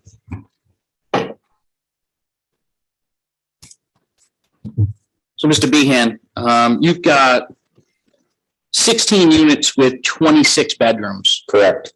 And as your study from your other expert, or your other, not expert, but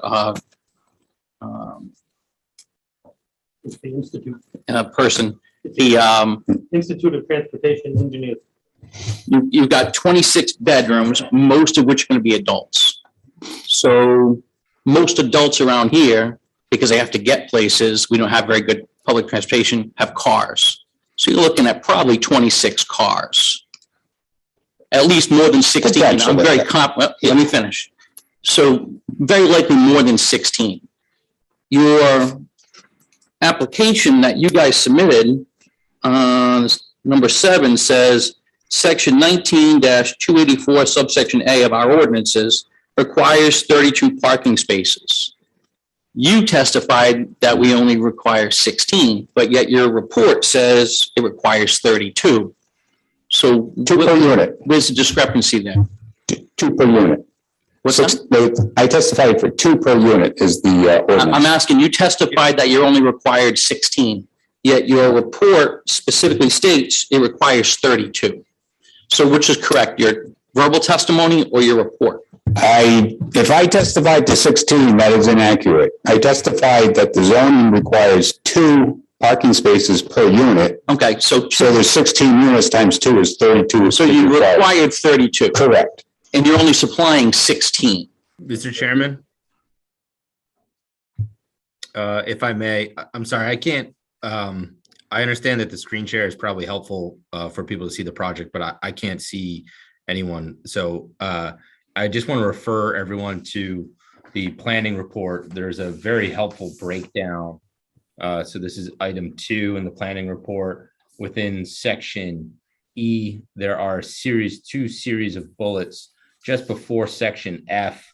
The last bullet addresses section 19-284A.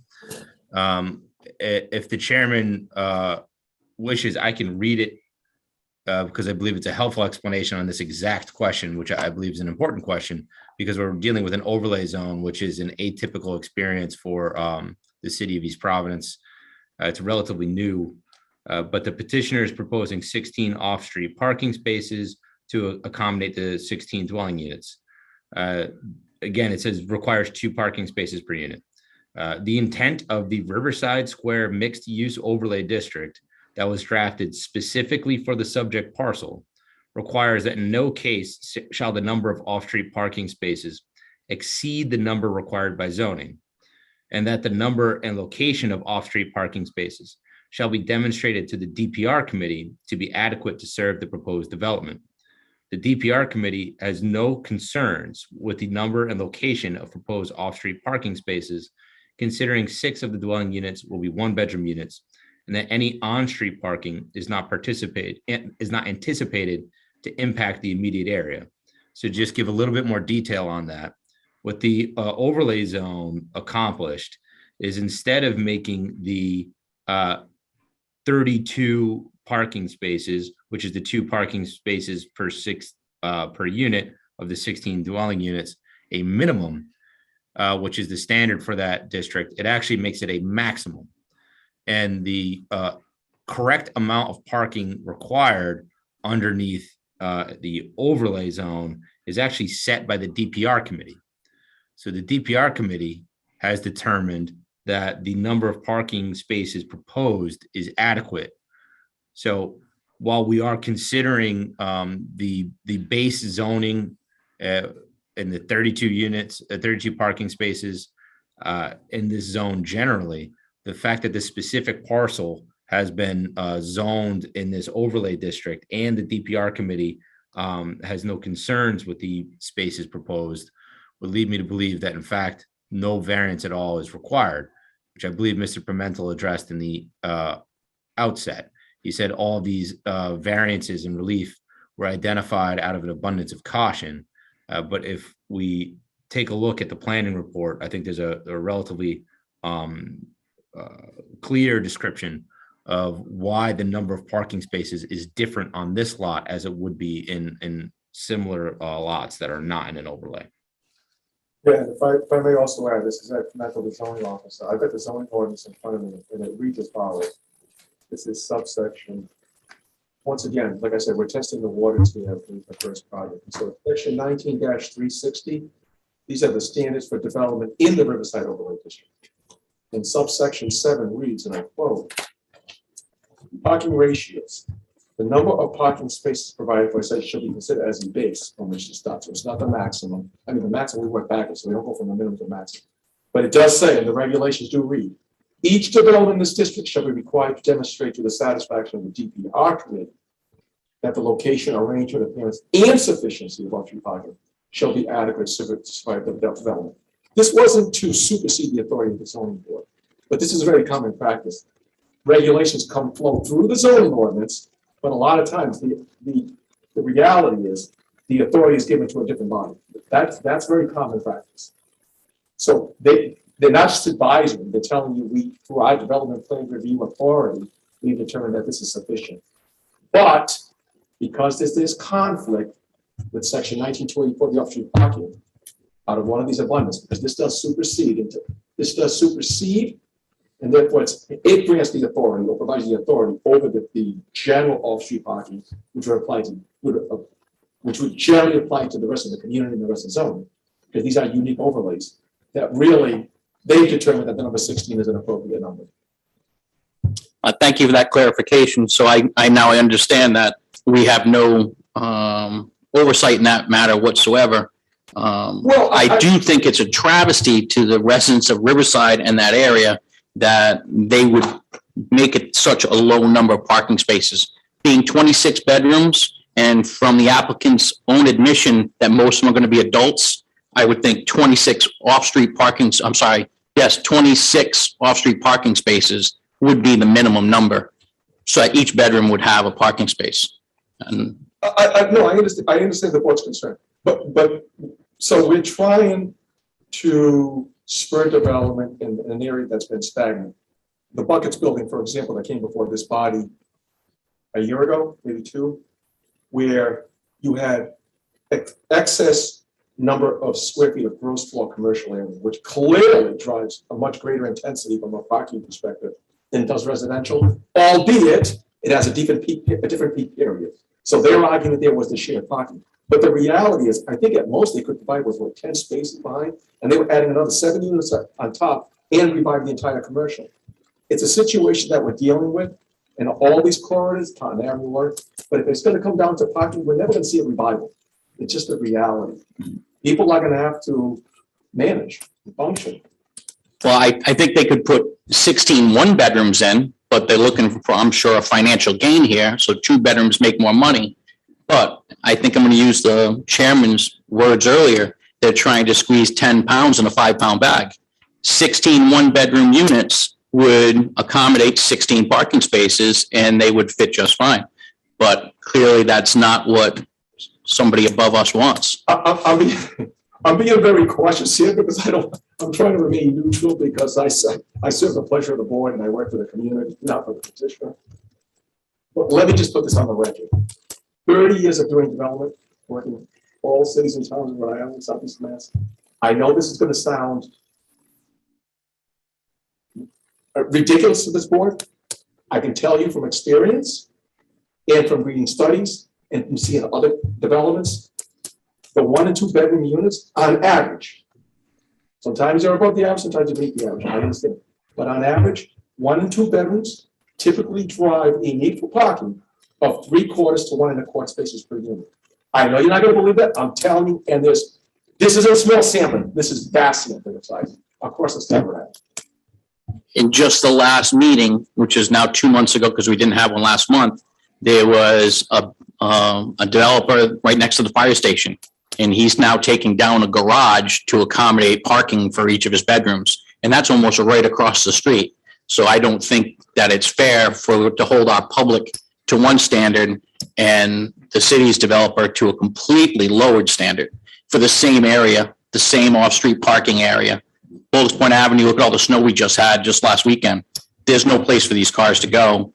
And from experience in the conversations we had on this board just a few weeks ago, there's no place for those cars to go, and there's going to be a lot of cars. Well, I think you have to take into consideration a little bit on that formula that it's an affordable situation in there. A lot of these people may not have vehicles. because they don't have the income to support them. They're gonna use that income to support the facility they live in, or their circumstances will not allow them to afford. It's controlled, unlike the one across the street where I can rent to anybody and get what I want. I think you people have restrictions. Am I correct on that, Counselor? All right. Yes, Mr. Chair. And you have a formula in there, and there's again, I'm just shooting from the hip on this one, that there's a percentage of those people would not have vehicles. Not only that, Mr. Chair, but as you may have heard from the architect when he began, our funders, Rhode Island Housing generally, who will help pay for this construction, they want buildings that are on a bus line. Yeah. Because of what you just said, all of our. That was my next. Cannot. My next question would have been, would you have built this on Willett Avenue? On a piece of property on Willett Avenue? Probably not, because there's no bus route there. Okay. I kind of assumed that when I read what I read here. All right, that whatever you do, you have to be, public transportation has to be involved. If no public transportation, your facility wouldn't be built. Not on a Willett Avenue or any place where there's no bus route. And RIPTA has to provide that Bulks Point bus route. We've lobbied for quite a while to try to get it to go down Willett Avenue, but they pulled this geographic square footage, whatever game. Okay, and yet there are many people that live down there that could use a bus. Willett Avenue deserves a bus, but we can't get one. Don't know why. You either got to take the Wampanoag Trail, pick it up at the shores, or you got to go down to Bulks Point Avenue. So if I'm living, I'm living over on, let me get one, Brook Avenue off of Rounds. If I want to take a bus, I either got to go down to the trail or I have to go down to Bulks Point Avenue. If you look at the map, there's a lot of houses in between. And yet you can't get a bus route in there. So I can understand.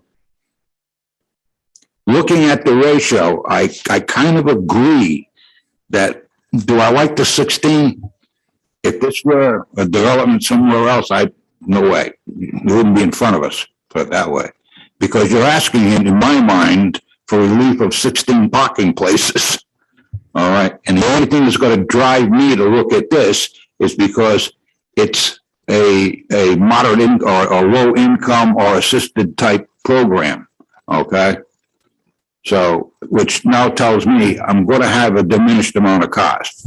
How many, I don't know. The gentleman said there's a formula. I understand that. You have to go by something. Okay. Now, and going with Eddie, I mean, I like Mr. Croak, remember when it was a plating company. It not only had that problem, but it used to stink. Or the square out, It was tough having weenies across the street smelling that place. But I'm just saying. And the one behind it, by the way, there's a building behind it. There was another jewelry shop. So it's still standing. It was the original post office once. But anyway, I'm sorry. So I just want to put that thought out there. Council, we set?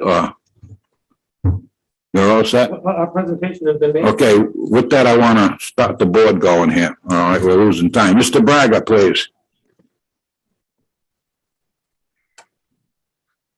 I got no voice. I'm sorry. I actually don't have any questions. Okay, Mr. Bopalan.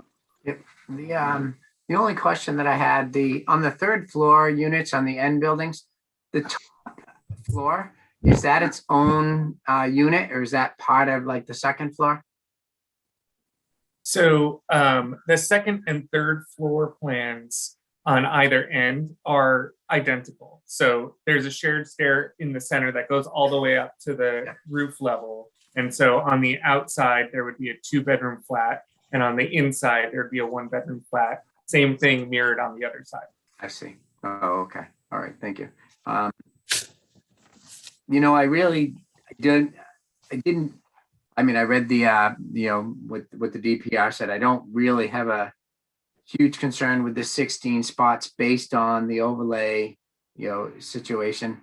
I thought that the location of where things are fine, the, even lighting, like I don't see any adverse impacts potentially by lighting, because there's no opportunity to really shine in housing around the area that I could see. But so that's the only question I have. Thank you. I'm good. Thank you. Mr. Pascal, No questions, Chair. Mr. Cook. No, I don't really have any questions. I have one of Mr. Conley. Mr. Conley, I'll go back to my opening statement. To the best of your knowledge, who owns that property? Do they have title to it? I believe the testimony was that the city of East Providence owns the property, Do they have title to it? to the best of my knowledge. Thank you.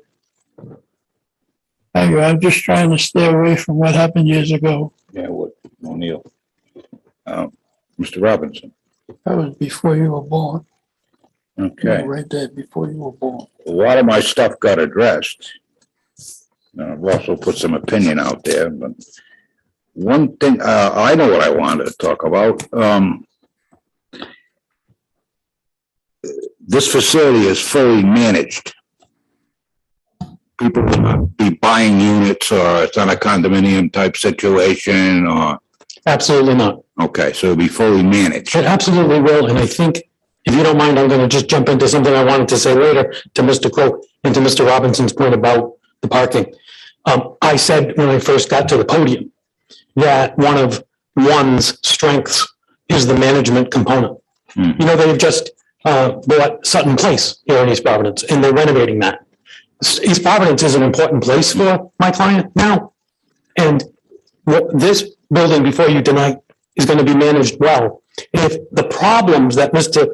Croak and Mr. Robinson talk about happen parking wise, our developer will have to fix them for our tenants. Maybe we'd have to talk. The problem is, and the point probably you missed, was your tenants, but the neighbors. Americans are totally lazy. Let's face it, they're lazy people. They're going to grab a parking place which is closest to wherever they're going.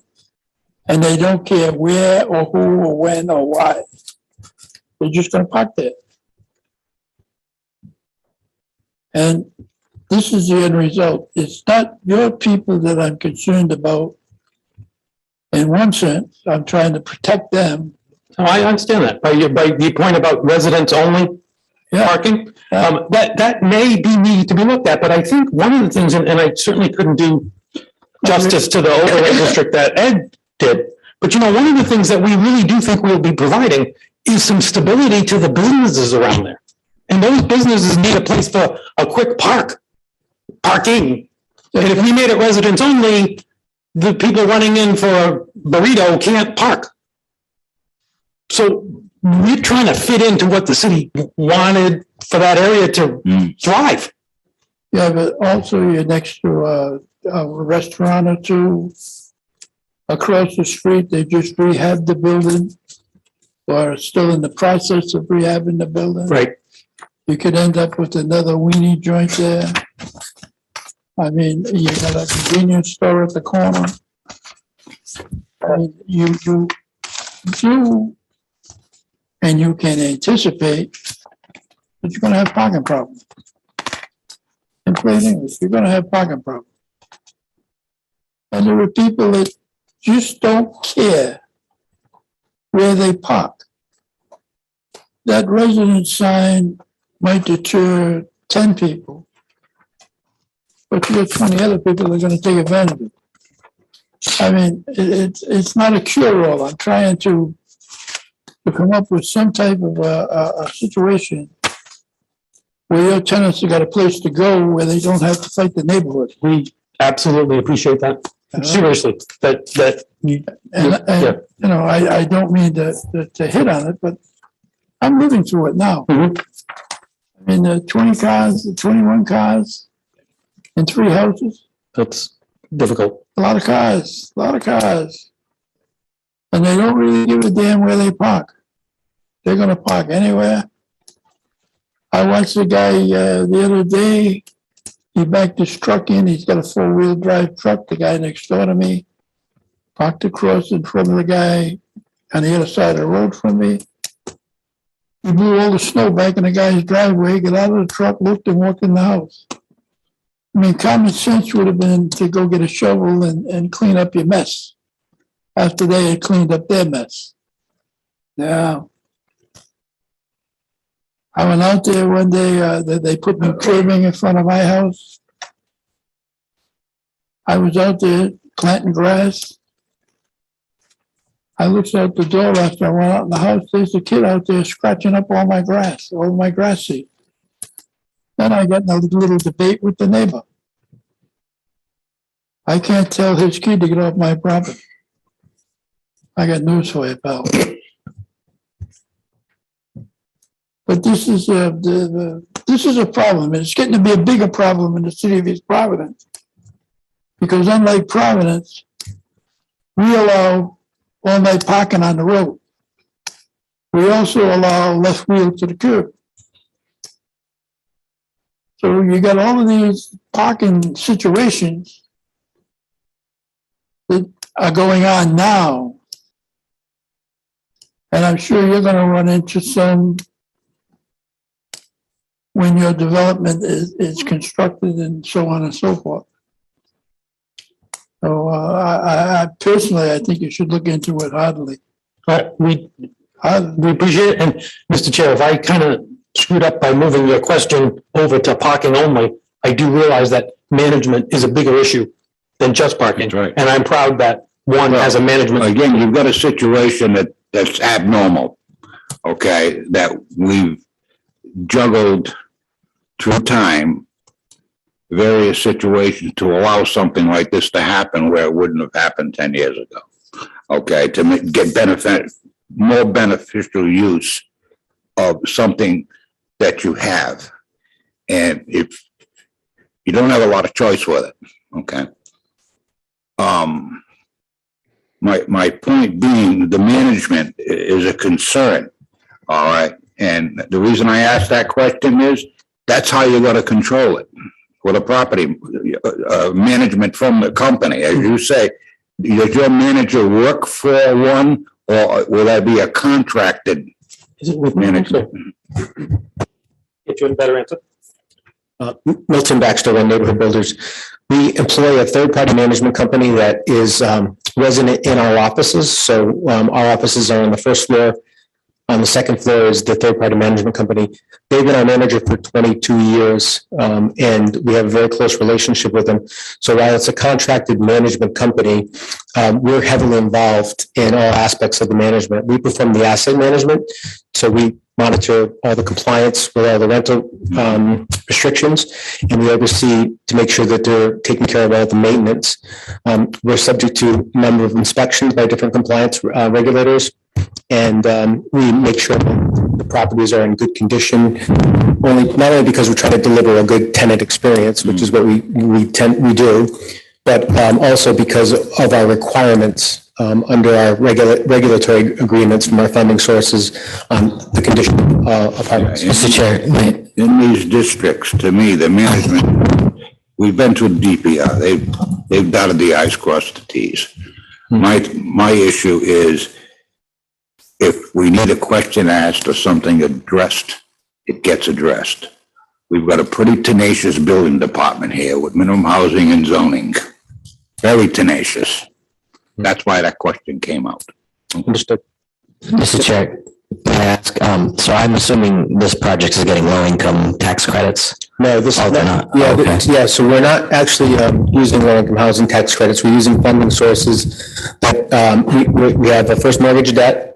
We have money from the Building Homes Rhode Island program, which is a Housing Resources Commission program that is administered by Rhode Island Housing.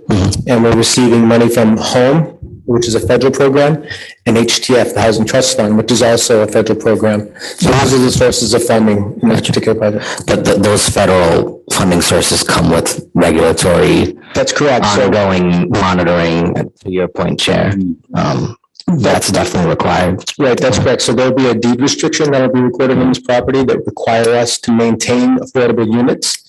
And part of that compliance around maintaining those affordable units requires that we meet the inspection, the minimum housing standards and the inspection standards. So the units are going to be constructed to certain minimum standards. The most strict standards that we're going to be employing are under the HTF program, the Housing Trust Fund program, which is a federal program. And those require the most strict oversight. So they require a whole host of things to make sure that the product that's being built is, it's going to be a heavy use product so that we have good quality cabinets, good quality plumbing fixtures, good quality flooring, that type of thing. So it stands up the test of time. So it will be built according to the Housing Trust Fund building standards, and then it'll be maintained in accordance with the requirements of Rhode Island Housing through their inspections to make sure that we're in compliance with the terms of the regulatory agreement. So there'll be at least annual inspections of all the units in the property, and then of course our property managers are on site regularly, performing common area maintenance to the extent there is any, performing site maintenance, and we address those issues that are visible to us as they come up. So if there's an issue with siting, or if there's an issue with something on the site, those are addressed. We don't need Rhode Island Housing to come tell us to address those. Those get addressed in the normal course of business. Are they physically on site or remote? There will not be a leasing office on site. They will be remote. That's correct. But it's, as council mentioned, we are also developing Sutton Place. So between the two developments, we'll be frequently at each development. So we're not going to be an absentee landlord, and we're absolutely looking to develop more in East Providence. So that's why East Providence is important to us. Is there going to be a basement to this building? No. We can't do a basement there because of the contamination. So the site is subject to environmental land use restriction. And so we're doing a slab foundation, and there's no basement. It's only allowed to the Brownsfield level. So that evidently is not there, so you're gonna have to dig deeper. Am I right with the civil engineer thing? Yeah. The reason I asked the question was, I knew Vamke. I knew Vamke well. Mm-hmm. And I wouldn't put it past them to just dig a hole in the ground and dump the cyanide. Well, there was a contamination there, and the city has remediated it. So the site was subject to a remedial action work plan that was approved by DEM. The remedial action was taken, and DEM closed it, and that's when the environmental land use restriction was recorded. Got your white paper. That's correct. And so there are restrictions about what can be done on the property after the building is put there. So there can be no disturbance of soil. All the tenants have to be aware of that. If there is any disturbance of soil, we have to notify DEM that we're doing site work. We have to have it monitored by an environmental engineer. So there's a whole host of responsibilities that we have if we're going to be doing any site work once the building is in place. And of course, there'll be a soil management plan during construction to make sure that all the any contamination that might exist in any of the construction materials stay on site or are properly removed. So the construction process, it's still common now to build on brownfields. The construction process is well defined through the environmental experts. And so we're confident that the site will be built in accordance with all of those regulations. And then after the site is placed in service, then we will be complying with the requirements of the ELUR. And if we don't, DEM will, and on an annual basis, by the way, we have to file a report with DEM. You do perk, right? That's right. Test, yeah. Will there be any type of Mr. Chairman, you're all set, Mr. coverage? Coke's still going. Between the slab and the ground?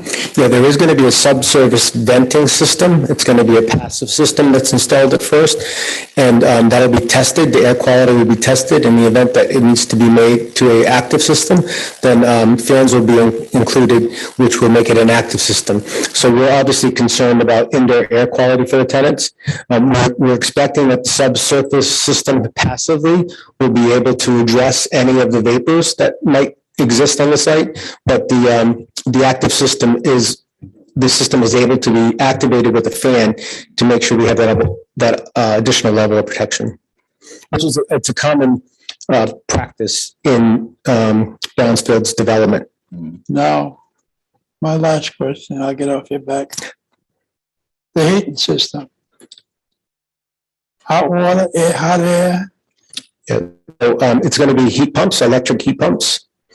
And then the hot water would be heated by that same unit. So it'll be a combination hot water and heat pump unit that will service the units.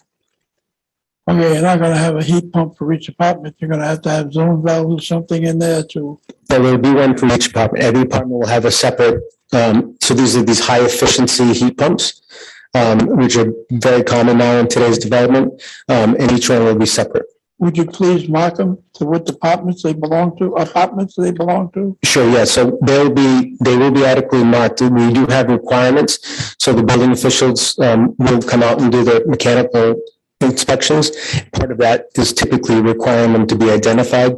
I don't recall specifically where these units are being located, but they will be identified so that we know which compressor unit, which blade compressor unit belongs to each which apartment. I've been in many an apartment building, and not one valve would be marked. Hmm. And you go crazy trying to find out what goes where and why. Sure, particularly in older developments, you would have to trace plumbing lines and you wouldn't be able to find out where they went, where they terminated. In today's buildings, everything is well marked. Beautiful. That's good for the heat, man. Yeah. Mr. Roberts. Okay, so I have a question. What exactly are the zoning board supposed to vote on?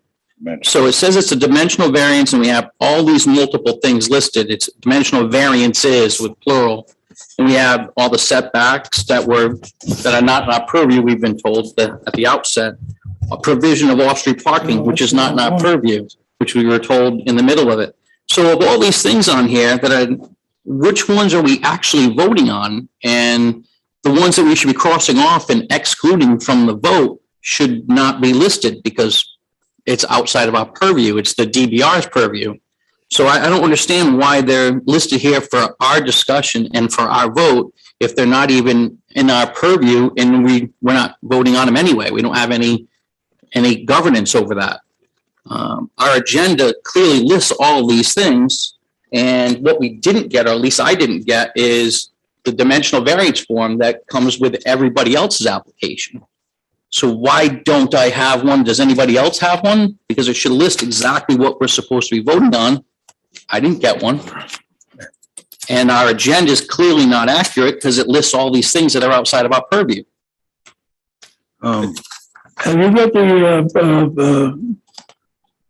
there's a letter here from the zoning officer, and it breaks down what they are asking for.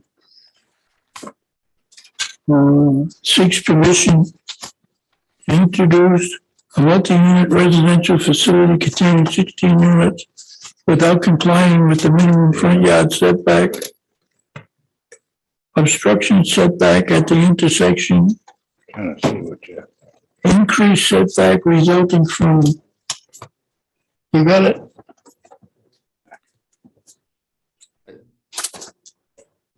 The zoning officer is there. It's my understanding that all the identified relief was a sort of belt and suspenders approach to the relief being requested in the overlay zone. I believe the planning department and the staff report is still requesting relief for all of those things identified. The specific issue that I was dealing with was the DPR committee authority over parking, which seems to be distinct based on the outline from everything else herein. I don't know if the zoning officer wants to go into it any further than that, but the way I see in terms of a motion, if there was a level of comfort for a motion for all of the relief identified within the planning, the staff recommendation, that's entitled Recommendations for Cases to be Heard on February 2nd, 2022, and it's dated January 27, 2022. I believe that would be appropriate, but if the zoning official has more insight as to how this was developed in particular, I would defer to him. So, Mr. Solicitor, so the city's looking for a motion for the zoning board to approve or deny a plethora of dimensional variances that are outside of our purview and that we can't even really discuss because it doesn't, we don't have any say in it, the DBR does. It almost seems like the city's looking for a rubber stamp from the zoning board so that they can say, well, the zoning board approved it and then, but they made all the decisions. So I can't speak to them looking for a rubber stamp. The only relief that's specifically identified as being subject to the DPR committee is that parking relief. There is not a comparable clause in any of the planning staff's analysis as to the remaining relief. However, it's my understanding that it's all subject to the overlay zone and that all of this is allowable underneath the overlay zone. I did not prepare this report. This particular question, I think, if the zoning official may be able to help me out a little bit on that analysis. I do not have that section of code in front of me. Yeah, but I understand and appreciate the situation. We write an ordinance that you're trying to spur development, and you can't think in practical terms of every nuance until you have a practical application of that ordinance in this particular case. I'll give you another analogy. And we're very cautious about realizing structures that have too much stature throughout the entire city, but we would like to see a little more stature in these overlay districts. So we stated in the overlay district that we would like to see 2.5 stories, something a little more stature. But if you go to another section, it says once you achieve that third floor greater than 2 stories, you got to kick in an additional 3 feet of setback. So there ends up with these conflicts where the overlay really kind of supersedes it, but it didn't really address it. And that's why we had this plethora of relief, because the ordinance, the overlay district, which takes precedence, says 2.5 stories. But there is another section that says then you're supposed to add another additional 3 feet to the setbacks beyond the norm that's required for that zoning district if you go beyond 2 stories, right? So which one takes precedence? Well, clearly 2.5 story takes precedence, but does it really address the setback really? There is the dilemma. So it wasn't just to use this as a rubber stamp. It was to be careful and cautious that there are sections that probably we're going to need to tweak these overlays as we get more practical knowledge and application of them, where we saw the errors. We probably will massage the parking spaces so that there isn't this, well, do we grant the relief or don't we? We probably will come down and reduce the intensity of the parking. We've already done it on the Taunton Avenue. We've made it clear. It's 1-to-1. We already made it clear in that overlay because we had the knowledge and the experience from developing the Prince Sauce building across the street. And that's how we learn these things. So it was being very cautious. If we could, we probably would have administratively approved a lot of these things, like with the parking. But this is how we learn these things, right? They make an application, you're reading through the ordinance and you're saying, oh boy, there's a little bit of a conflict here. We better document that as a potential deficiency. No. So if you ask me, what are the ultimate deficiencies that this board really are addressing? The majority of them are the setback issues. We have a constrained site. The lot is only what it can accommodate. It's a decent sized lot, but it can only, you can't grow the land area. You try to maximize usage for development purposes and meeting parking demand. You try to have some landscaping and so forth. So there's got to be some give and take, and the give is in the setbacks. So, but that's the best I can offer this board. Well, we're a governing body. And we're very basic on this, okay? The zoning book says one thing, you come in, you don't qualify for it, you want an exception. Well, you gotta go before the zoning board of review. Now, when a development comes in like this, unlike a planning situation, Matt, you and I both have that experience. Okay, I don't ask about oil separators. I'm, in the drainage. I don't, you're putting gutters up. How's your lighting? All right. Nor do I get any type of grading issues, nor that. That's all pre-done for us here. That's consolidated. what we're looking for is what you want to put in there and it's conducive to the situations around you. I think about best I can put it. All right. This is an exceptional piece of land. It takes an exceptional situation to go on it. And we've waited 5 or 6 years or 10 years for this one, and other parts of the city we waited 20 years or 5 years or 2 years. That information is already provided to us. So we comfortably know, we look at our zoning book and we say, okay, it fits. Because how many people go through this? What's the time element that we go through DPR? And with there, we have our civil people, we have our mechanical people, our zoning people, our planning people. So, right, so engineering. We all have great visions, right? This is true of every city in town. We all have great visions of development. And we think if we author an ordinance, if we put our vision down on paper, it will come to fruition. But the reality is that the market dictates what development is feasible, is infeasible. I mean, there was a recent case out of the city of Providence that went to that went through the court system. They actually documented that economic infeasibility was grounds for a use variance. So they proved loss of all beneficial use through economic infeasibility. My point is, we've had other conceptual proposals come on this property, and we said, geez, seems maybe a little massive, maybe a little too large in scale. You know what the reality was? They weren't even economically feasible at that scale. So we realized to develop these properties, we got to start to massage these regulations. If we impose these strict standards, the property just sit there stagnant. This property, that BM code, has been there since I started my career. 22 years here in these properties. It's been sitting there like that. That's why we keep massaging it, and along comes a proposal. And guess what? I guess we just didn't massage it enough to make it work, but it's got to be economically feasible too. You know, we're an old city. We're an old city. Okay. And like everything else, things change, times change, everything changes. This complex would not be built on Willard Avenue. I'll go back to that again, because it needs to have some sort of transportation for it to survive. It's not going to survive without public transportation. All right. That's why if you would have told me in Rumford you were putting something up in a certain area up there and you wanted 16 relief on parking places, I'd tell you, don't even waste your time, not with us, but with Eddie. Okay, he's valuable too per hour. So, I mean, the circumstances are combined. As far as the hard detail, we're taken away from that. I can't tell you what color to paint it and whatever, okay? When I was in planning, yeah, I could have a good time with you. But, you know, as far as any of the civil or the mechanical or the electrical or the plumbing. But here it's, our book says one thing. They do all their work. It complies. Look at the situation. Either put it there or don't put it there. My advice to this board, just because, like I said, this is all a learning curve for us too with the overlays. Princess was the first one. This is the second project.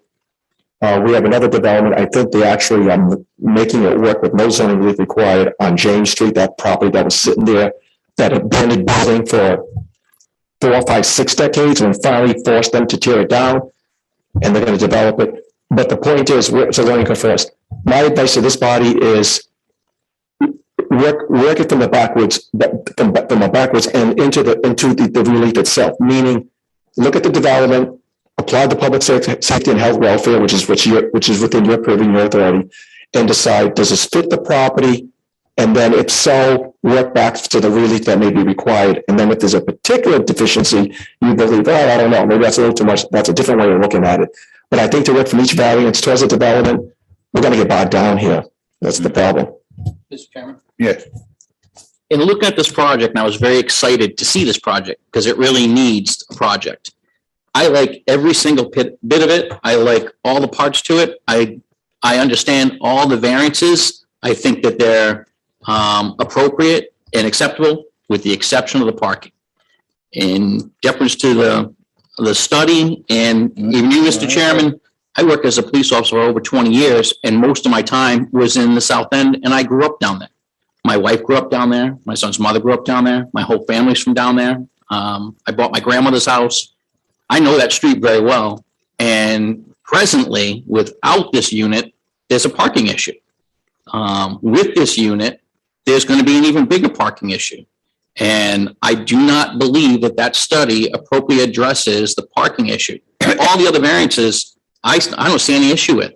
I think the building fits other than the number of bedrooms, because the number of bedrooms is dictating how many parking spaces they should have. Now, our normal ordinance says 32 for a 16 unit. They have 26 bedrooms. I would say 26 is a better number, but even going a little lighter than that, because a couple of them are townhouses. Maybe there's going to be some kids in there or something, or there might be a couple that don't have cars, which I am very suspect of. I think almost every one of those units is going to have a car and then some. But even if you went down to 22, they're still 6 short of that. They only have 16. And that's giving them relief, giving them a lot of relief. I'm going to be being very cautious. I can't make the argument for the applicant, right? I serve with the pleasure of this board, but understand that that number 2 is a random number that applies to every unit, every residential unit. So if I'm building a 4 or 5 bedroom house, do you know how many parking spaces I need to provide? 2 spaces, 4 or 5 bedroom. So are we arguing that 2 spaces is not enough for 1, but it's enough for 4 or 5 bedrooms? So it can't be based on that. Smaller units typically attract lesser people, and that's just a reality. Bigger homes typically attract more people, and they're probably, so if we were going to start looking at parking standards, we probably should drive a heavier need for greater parking for larger bedroom sizes and less for smaller. That's typically in the way it's been playing out in development, but it's the same general number of 2. So my point being is 2 is probably wrong for the larger ones, and it's probably wrong for the smaller ones too, because it's too top heavy. So it's too rate heavy on the larger bedroom density, and it's too top heavy for the lower bedroom density. That's the way development's been working on. And I don't disagree with you. However, 1 per unit with a lot of 2-bedroom units is definitely not enough, because almost everybody has a car. There's going to be couples in there. Wife has to go to work, husband has to go to work, boyfriend, girlfriend has to go to work. There's going to be more than 16 cars in that 16-unit building. The only thing I can offer up is, and the applicant will have to make their own argument to this, is that without the right density, this property is going to stay stagnant and vacant. You can't create more land area, so we can't generate more parking spaces, right? So if we say, well, then shrink down the building or shrink down the number of units, then it's just going to be economically infeasible. I can state that on the record because I've been at the planning meetings when we've had other conceptual proposals. And guess what? Away they went, because the density just wasn't economic. It just wasn't economically feasible. But they're going to have to make that argument on the record. I can't make that argument. You brought up the property across the street. Yeah. That property was offered to the city for nothing. Years ago, it's before you were born. And the city wanted to put a parking lot up there. The owner didn't want a parking lot. If the city was to put up a building, any kind of a building, he would have given it to the city. But they didn't want to do that. They wanted to make a parking lot. Are we talking Fritzl's? No, I'm talking the Hollywood store. Oh, no, it was the one I mentioned was the Fritzl's building that was before. Not the Rose Theater. I was talking old You're man. talking Bowles Theater. Yeah, Yeah, no, I was talking about the Fritzl's building. Oh. The old man offered that property to the city for the bubble. Thank you. For the record, Timothy Behan, just want to clarify the required parking versus what's provided. I just want to bring to your attention, because it's not being mentioned here tonight too much. Section 19-360, subsection A, subsection 7, allows the parking in front of subject site, which is 7 parking spaces along Bullocks Point Avenue, to be counted towards our number. So we're providing 16 in the rear, 7 in the front. So we're asking for a relief of 9, not 16, just to make it clear. That's in the ordinance. Well, The public parking. Well, Everybody gets to park there. correct, but it's allowed to be used in our calculation towards that. actually, if you go up the street, the Bullocks Point Village, the whole front is blocked with cars, day in and day out, day in and day out, night, day. The tenants park on the street, even though they got parking within the property. They park on the street. Yeah. It goes back to what I said earlier. Americans are lazy. they're gonna take the closest parking place they can get, and they're gonna leave their car there. And in essence, they really don't give a damn how they park their cars. They just boom, boom, and going into wherever they're going. So, I mean, I have no argument with your parking on the street. I would like to see you petition for residential parking, resident parking, knowing full well that it means little or nothing because people will park there, but it may give your tenants 2 or 3 parking places because people are kind of denied by the sign, is what I'm getting at. Now, I laid off handicap parking on purpose because it's a public road, public fund built and maintain it. But again, too, you have a hard time convincing me that with 2-bedroom apartments, you have enough of parking. And that's the problem that everybody's getting at. And I mean, I wish you could spend the day over at my house and watch the jackasses that live on each side of me. They care nothing about anybody but themselves. And if you go down a couple of houses, they're just as bad. And 2 of them are illegal apartments in 2 of the houses. So that's the only reason that I'm trying to somehow protect what you got in front of your place so that your tenants will have a place to park, knowing full well, and you've got to realize it as well as I do, that people are going to pull in there. But at least you'll have a few more spots reserved for your tenants. Go to a mall. Go to the handicap parking. See how many people that don't have handicap signs park in handicap parking. Yeah. Because they're closest to the door. I've had 2 handicap signs stolen out of my car at Walmart. My fault. I didn't lock the doors. Yeah. My fault. I totally admit it. In fact, one time I left the windows open. All I had to do was reach in. But this is, I don't know, the American way. And that's the only reason I brought up my point of view. Thank you. Thank you. Mr. Chairman? Yep. Also, Mr. Behan. Mr. Behan, your 16th parking spot in the back lot is designated as handicap.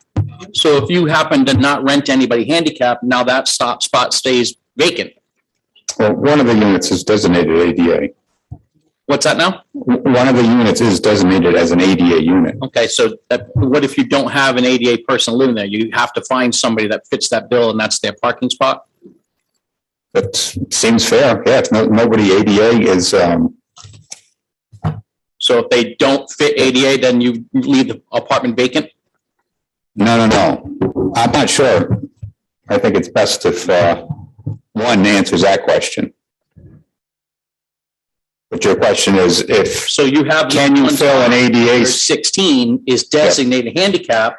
So if you don't have a handicap person living there, that spot has to stay vacant. Well, let's find out if somebody non-handicapped can live there. Milton Baxter, One Neighborhood Builders. We can't discriminate against someone who has a disability or no disability, right? So there is a shortage of fully accessible ADA housing. So we fully expect that the tenant that occupies that unit will be handicapped. And this is a fully accessible ADA unit. So It's our expectation, because of the lack of housing that can accommodate somebody who is handicapped, and the fact that we have a unit that is designed for someone who's handicapped, that we will in fact lease it to someone who is handicapped. So that's our expectation. We certainly can't say, I mean, if there happened to be nobody available who's handicapped who wanted that unit, we would lease to somebody who wasn't handicapped, but that's not our expectation. Our ADA units are typically filled with ADA individuals who have handicaps that would have a handicap placard. So that's our expectation. Thank you. Sure, yeah. So Mr. Pimento made a comment regarding financial feasibility of development. And the only way that this property works is with the current density that we have. And the reason why is because there's a limited amount of resources available for development. In this particular instance, we're carrying $750,000 of debt on the property that has to be serviced. That debt is serviced by the rents. If we can't have the 16 units there, we won't be able to service the debt, and we have a gap in development, and we wouldn't be able to proceed. So the density, it's not an accident, it's 16 units. It's 16 units because that's the minimum number of units that we needed in order to make the development work so we could support the debt. If we couldn't support that debt, we'd have to get more soft money, more grant money, or more money from Rhode Island Housing, and those are finite resources. And so, my opinion, that if we couldn't do 16 units, the project would not be feasible. Certainly wouldn't be feasible for us. Mr. Chairman. Does it specify the minimum number of beds? You said 16 units. You could have 16 one-bedroom units? Well, we'll see that's the other thing too, right? Because with a 2-bedroom unit, you get more rent, right? Because it's based on household income. And we typically reserve the 2-bedroom units for houses that have earned up to 60% of the area median income. So the rents in those units would be naturally higher, which helps support the debt service. All right, so I understand that it's money driven that you want. So now is the number of beds that are required? And you said before you had 16 units were required. So now is it number of beds that drive more money? That's a great question. It's 16 units in the current configuration of 1 and 2 bedroom units. It's not, just to be clear, these units, this building does not cash flow, right? So no one's getting a big paycheck from this, right? We barely make enough to support the debt. So all the property operations that are considered, and all the property expenses rather, and the debt service, we barely cash flow. And we have to project forward with expenses going up and taxes going up and incomes potentially staying the same. And so the rents can't go up because they're income determined. So these properties are difficult to develop from a financial feasibility. We don't rely on cash flow to develop these. That's not, we're a nonprofit organization. We're not cash flow driven. So the current unit configuration was determined by maximizing the amount of rent that we can charge. Also considering the demographics of the types of tenants that would occupy those units. And then that's how we determined the unit mix. And that's how we were able to make the pro forma work so that we could support the debt and we could build the building. Thank you. Thank you. Anybody else have questions of? Nope. With that, is there anyone in the audience wishing to speak in favor of this petition? Would you please come forward?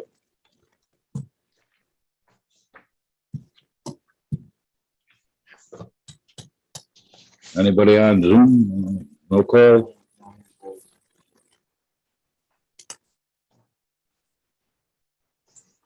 Is there anyone wishing to speak against this petition? Could you please come forward?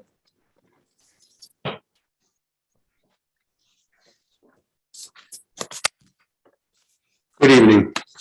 My name is Robert Michael Pluff. Counsel, I need to swear the gentleman in, please. Raise your right hand. Do you swear to tell the truth, the whole truth, nothing but the truth, so help you God? Yes, I do. Thank you. All set? What's your address? please? Address. 117 Smith Street, Riverside.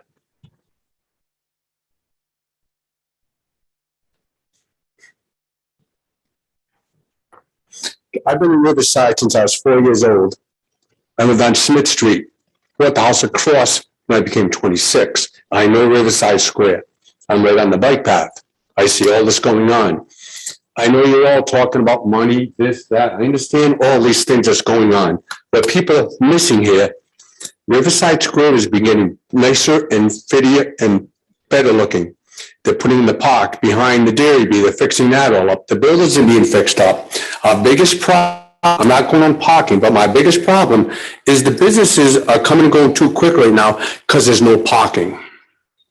If you look at Riverside Square, the way it's set up, we have a parking problem with the businesses. I'm not even mentioning this apartment.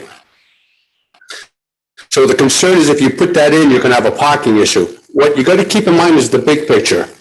We just did Kettle Point, a lot of housing. We are doing that massive unit down there off Wampanoag Trail, a lot of housing. We have the 11 units that we saw right where the 2 schools used to be. 8 of them are single and 3, I believe, are duplexes. I might be wrong, but 3 duplexes for income assisted. So we have housing going on everywhere. So to have a company come in, no offense, to squeeze something in a tiny spot. I understand we're having problems because it's a hot spot and we can't do things with it. I've been there my whole life. I know the whole story. I understand that. But to have someone come in and squeeze this thing in here and say, hey, and we'll worry about the parking later or this later. I have 3 other properties. And all my properties, I widen the driveways and keep the cars off the street. I also have one on 360 Bullocks Point Ave. And next door neighbor has 1 parking spot. Every snowstorm, he parks his wife's car on our property so he can get off the street. So I don't know what they're going to do with all these cars, let alone the excess. Now, personally, if you have to put it in because you need the taxes and you need this and you need that, I understand that. If you look at the beauty of Riverside, everything's 2 floors. Now you're going to put a 3rd floor in. So when you start driving on Riverside, that we're fixing all up. Even the houses across the street, the police department, the fire department is all nice. And then you're going to put in this 3rd floor thing. If they have to do it, and you have to do it because you need your taxes or whatever, okay, I understand he says feasibly he can't because it doesn't have enough dollar ratio. Well, maybe someone else can. Think about that. You're all here, you're all on the other side, you care about our town, and you see how much everyone's putting into this area. We're fixing it up. And wait till Waters and Platt was. When that gets all fixed up, thank God you didn't do all that condo thing you wanted. That single family home was the best thing ever because it's keeping everything nice. We're keeping it that way. The biggest concern is the parking at all those businesses are having serious issues. What you don't want to hear is something to think about. I know it's not feasible and it's not taxable. If you made that into a parking lot, which nobody wants to hear, and you have all the businesses, talk to all the business, make it so the business people can park there. That way customers can get into these stores. Because all these businesses, the owners have to park somewhere. Okay. Now, where's the customer going to go? Now, if you look at the bike path, because I'm on it all the time, the entire bike path, the parking actually at the Dairy Bee fills up and overflows into the street because that's how heavily used the bike path is. It's becoming more and more used a lot. The other thing you're going to keep doesn't allow anybody to park in a parking lot. No, not the Dairy Bee itself, right? They had that. That's a state. To the left, he ropes that right off. That's a state law. Right, that's a state law, but people park before the bike path. Where are they just going with that? Oh, drainage. Okay, they talk about the drainage issue, okay? Right now, it's all ground. Naturally, the water goes into the ground. Now, they want to take the entire roof, the entire parking lot, and put it down in that one corner. I don't know, Matt, I know engineering is supposed to be figured out. Now, one street over is Allen's Ave. The water going down that street, now I'm watching, I walk that path every day, twice a day on my dog, okay? The erosion is going onto the bike path. Right now, where I live, I went to Central Street, the Central Ave, they call it. I thought it was Door on the corner of that line. I think it's Door Street. There's no erosion going down that road. Why? I don't know how come, but the embankment's beautiful. So if you put this complex in with all that roof water, all that parking lot, all of that, how's it going to stay in this one spot? I don't know the gallon ratio and all that. I don't understand that. That's something that's going to be checked into. But please, when you decide on all this, think about how far we've gone in Riverside Square. We're getting beautiful. And to squeeze that, and we're already having issues and we haven't even said yes yet. We're already fighting about all these things already. It's too small of a lot for what they want to do. That's all I got to say. It's just too small. I don't know if anybody has any questions or not, but There's a whole, that's called the Renaissance District, declared by our city council. That district in there, okay, is under a total redevelopment plan, okay? And the object is to bring Riverside Square back, okay? And I lived on Dyer for 20 years. I've been in Riverside for 45. I'm still a carpetbagger, by the way, okay? I wasn't born here. Point being, we need to develop things and develop them in the right way to straighten out issues that are in our way right now. Right. Okay. There's no plan for that square. All right. To bring it, not bring it back, make it brand new. All right. Now, if you remember the old square, you talk about parking now, there was nothing there. Believe me. I ran through it with my kids. I know Riverside as a young person too, because I spent a lot of time in East Providence and I met kids down here. So I hung down in Riverside too. So I may not have been born here, but I've been around here for a while. Right. Mr. Coke a little bit longer, by the way, just to correct that. And I understand what you're saying. I truly do. Okay. But if we don't take a different attitude in this city, all right, and want to stay in the same old, we're going to look like Providence. And everybody knows what that place looks like. If you can ride out around our streets, do you see slums in East Providence? Whether it's Rumford Central, wherever. Remember the maze? Tell you. Everybody forgot about the maze. No. Anybody that knows that maze and looks at it today, what's going on in there? Yep. Oh my God. You couldn't ride down Bullets Point Avenue without getting rocks thrown at you or a gang of guys coming out chasing you because you came from Central City. Remember those days? No, I do. Okay. So I understand it's a hard thing, but there's a plan. This is a piece what they're doing here. Okay. I'm not saying I'm in favor for it or not, but I'm at the junction with this city between my 35 years or almost 40 years of serving it, between planning and this thing, okay, that I'm pretty damn optimistic because nobody said we could have a bike path, but we got it. And that thing is world renowned. We've had people come in from all over the world, not the country, to check it out when that thing got built. We've done a lot of things here. And a lot of people don't see the underlining. But what I'm saying is, I'm saying to you, I understand what you're saying. All right.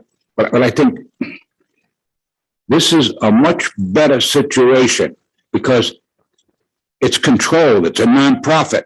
Okay. It's not people coming with capital and building their thing. Because I tell you right now, when they leave, if they go, somebody wants to put something on that lot, it's going to be bigger and better than what they're putting on that lot because they want to make a lot of money.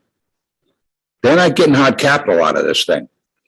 They're getting maintenance fees, basically, a little bit better. But other than that, to me, sir, I would rather roll my dice with these people than have a large realtor corporation come in here and put 16 units in there or 15 or 10 or 16 units or 10 units or 5 or whatever. I would much rather have it them than no. I really would.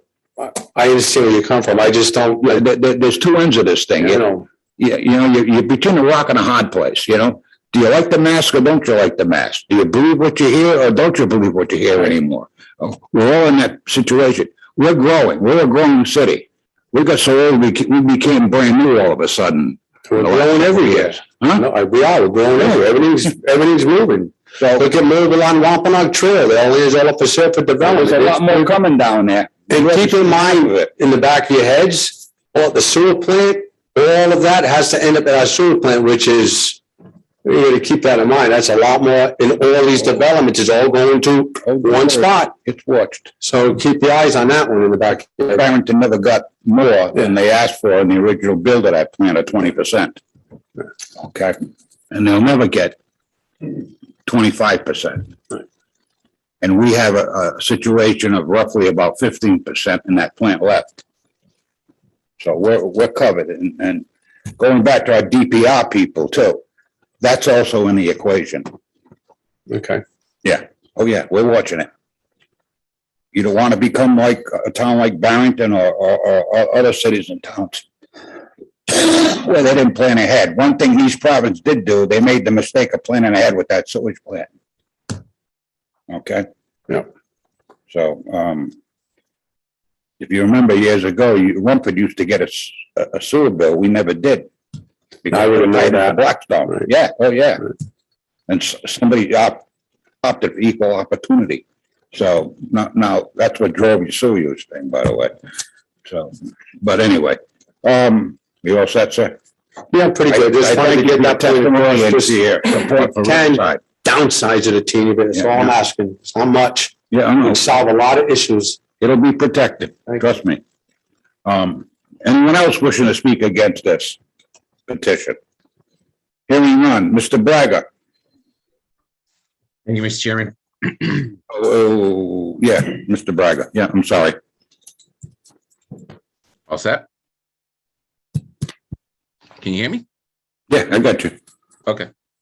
Based on all the evidence presented to the Zoning Board of Review and the personal knowledge of the members of the Board of the Land and Area of the City of East Providence, the Zoning Board of Review hereby finds pursuant to Section 1945A of the City of East Providence zoning ordinance, the hardship from which the applicant seeks relief is due to the unique characteristics of the subject land or the structure, and not due to the general characteristics of the surrounding area, and not due to a physical or economic disability of the applicant, accepting those physical disabilities addressed in Rhode Island General Law 45-24-30. The hardship is not the result of any prior action of the applicant and does not result primarily from the desire of the applicant to realize greater financial gain. The granting of the requested variance will not alter the general character of the surrounding area or impair the intent or purpose of this chapter or the city's comprehensive plan upon which the chapter is based. The relief to be granted is the least relief necessary. The Zoning Board of Review hereby further finds pursuant to Section 1945B of the City of East Providence zoning ordinance, in granting a dimensional variance, that the hardship that will be suffered by the owner of the subject property if the dimensional variance is not granted shall amount to more than a mere inconvenience. Therefore, I move that the variance be granted. A motion on the floor by Mr. Braga to grant the dimensional variance. Does the petitioner agree to the motion in all conditions just stipulated, understanding means that any deviation will necessitate revisiting the zoning board of review? A revisit can be requested by either the zoning officer or any member of the zoning board of review.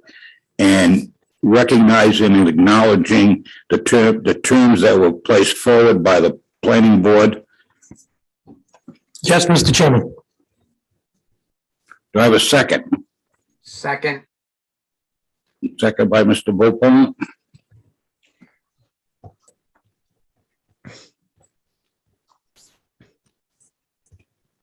A roll call vote, Mr. Braga. Thank you, Mr. Chairman. While I too am concerned with the parking situation, I am going to rely on those studies and rely on the experts that we heard here today, including our own zoning officer. And I am going to take it on faith that, because that's really the only issue I had with this application was the parking. So I'm going to take it on faith and on the fact that, you know, we've seen these reports and this is what our experts are telling us.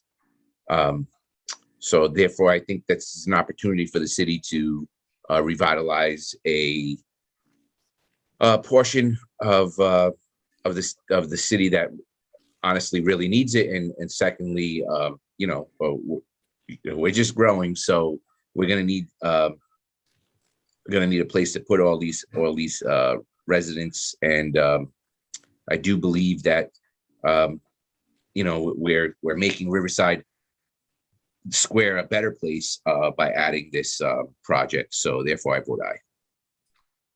Thank you. Mr. Beaumont. Yes, I think Mr. Braga said very well. So I agree with his findings, and I'm going to vote aye as well. Thank you. Mr. Pascoe. I will vote aye. Mr. Croak. I'm gonna vote aye. It's an odd shaped lot. Which does cause a problem. The other thing is it's less in conformity than what they had there before with the jewelry shop. I would hope that they would look into the suggestions I made about parking. Thank you. Thank you. I'm going to vote aye as well, based on a testimony presented before this board and discussions by members of this board. I feel this is, I know it's a change. This is the first round we've had with that program. I can promise we'll watch it closely.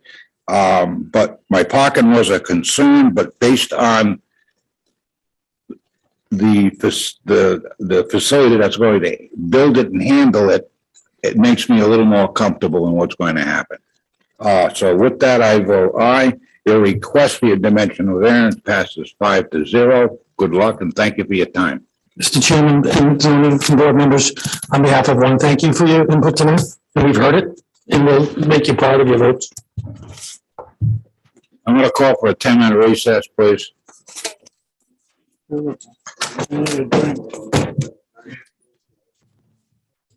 All right.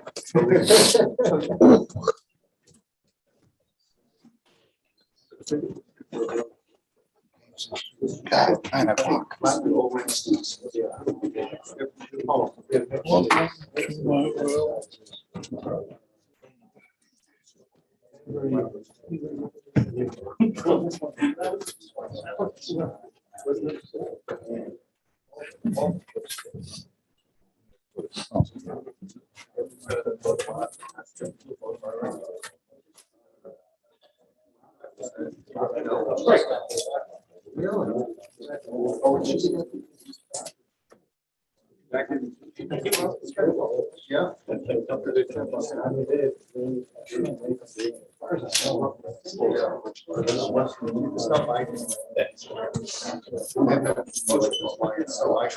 I gotta work at least 20. If I go to a conference, 25%. We'll see what he's backed up.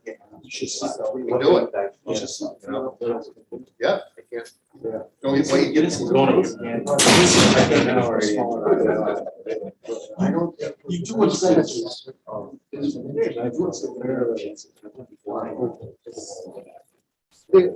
they're flat.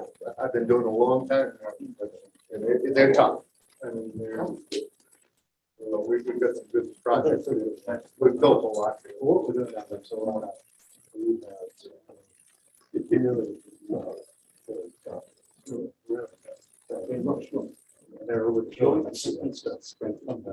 Yeah. I've done some stories about 100. Yeah.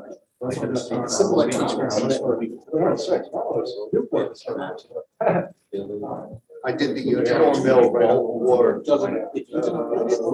Right across the 20 waters. No, they're fine. That's fine. That's okay. So you're saying.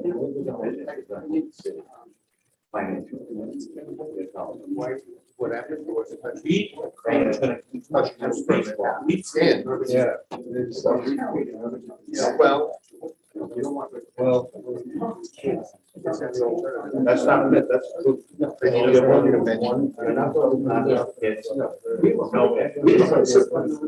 Yeah, oh, yeah, that's point number one. Point number two. You know what's happening? We're dying. We're becoming an old state. With population children like this and go like this. We keep going this route, you're gonna see what's gonna happen. That's a fact. You know, like. Hey, it really is. Look, everyone's got to be. But the developers are going away, and they're not building for families, they're building for 1 and 2 people. 50 and over, basically. No. Because you don't have to school kids. Oh, you ain't getting out of 95. You know what the lots is to be honest. There's so much going on. It's a date. We're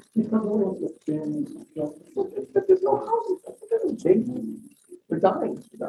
Tell me more about all. Man, now that people say, no, it's not second. That's a piece. Not one. There's so much acreage out there. 918. You know, some of it is considered one. There's enough pieces. So the they're gonna be on the street.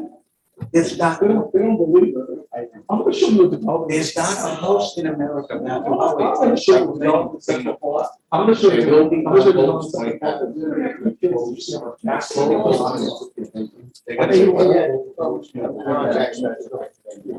But you weren't sure variance both applications. Both we submitted both, but we're just gonna vary. It's just like, and that's what it said. There was no issue with the metro, but I proposed. Remember, you told me to do both, and I submitted both. But I didn't do the special use. Because special use. The reality is.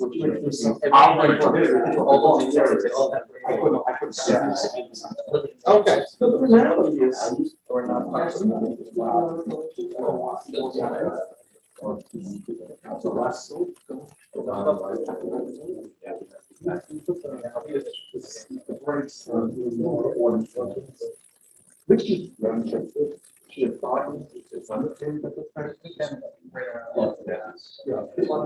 Well, I have so much parking.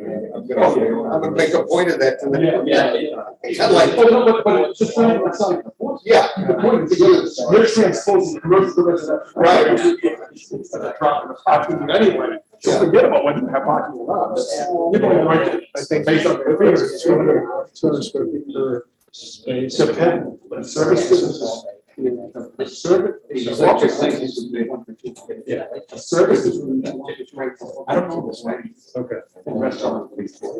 Yeah, so there's at least 17 spots, and you're gonna go down to 8. So. I added like a gazillion. Yeah. All right, I'm just gonna summarize it and introduce it. That's all. It's gonna be very quick. I agree with those. I put in a proposal for that. Oh my God. I think I counted while they were talking. We did mixed use, but it's fun for you. It's in the 80s.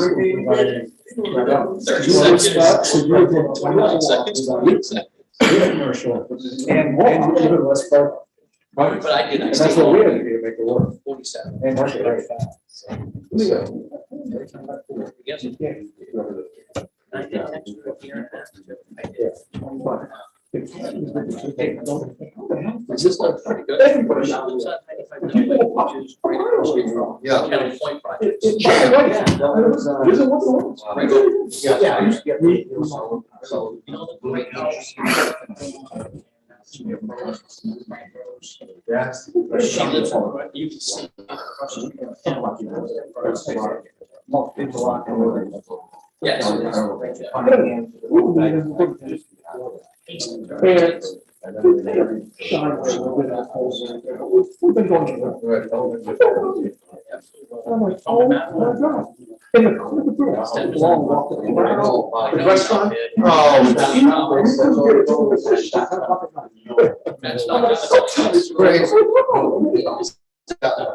It's busy. But actually, it's an interesting conversation because a lot of this. This people spend is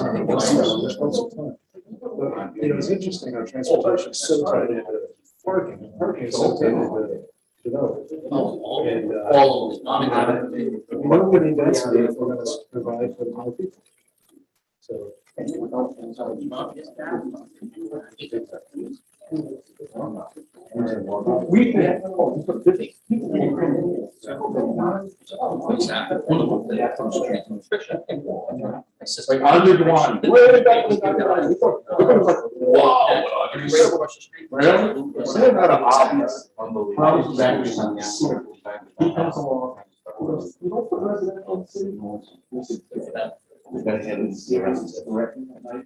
We Providence changed. Yeah, because that's a whole different,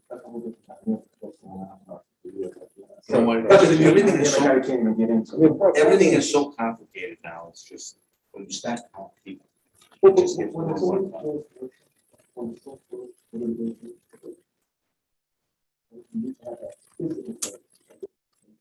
No, they do have a license.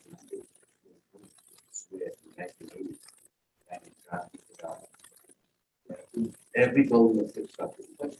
Oh, we're getting close.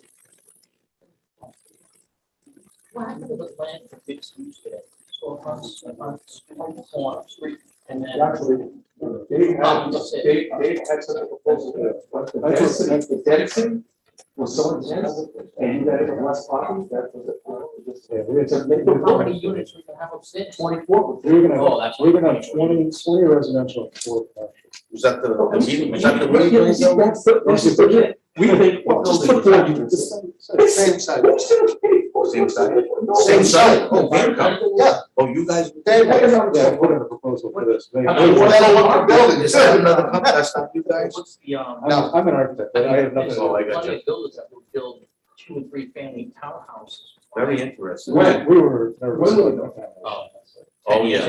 When you talking about event, I can't believe they're going. This is without sites. You build on a site like that. So we kind of knew. It's slab on a grade. It's you're not gonna, once you put that slab down. Between that and the parking lot, it's gonna be. Well, because everywhere else. You're talking about a structure. They spent a lot of money on it, so they can that place up and just from there too. So basically. Yeah, that was, that's so big, that Veterans Memorial Parkway. The single family homes. You couldn't capture the target. You can, I couldn't believe a small site. When you're talking for 10,000 square foot lot. Is that like that? I don't know. How big's that lot? Yeah. How much bigger? Like 15,000? Yeah. 2 lots.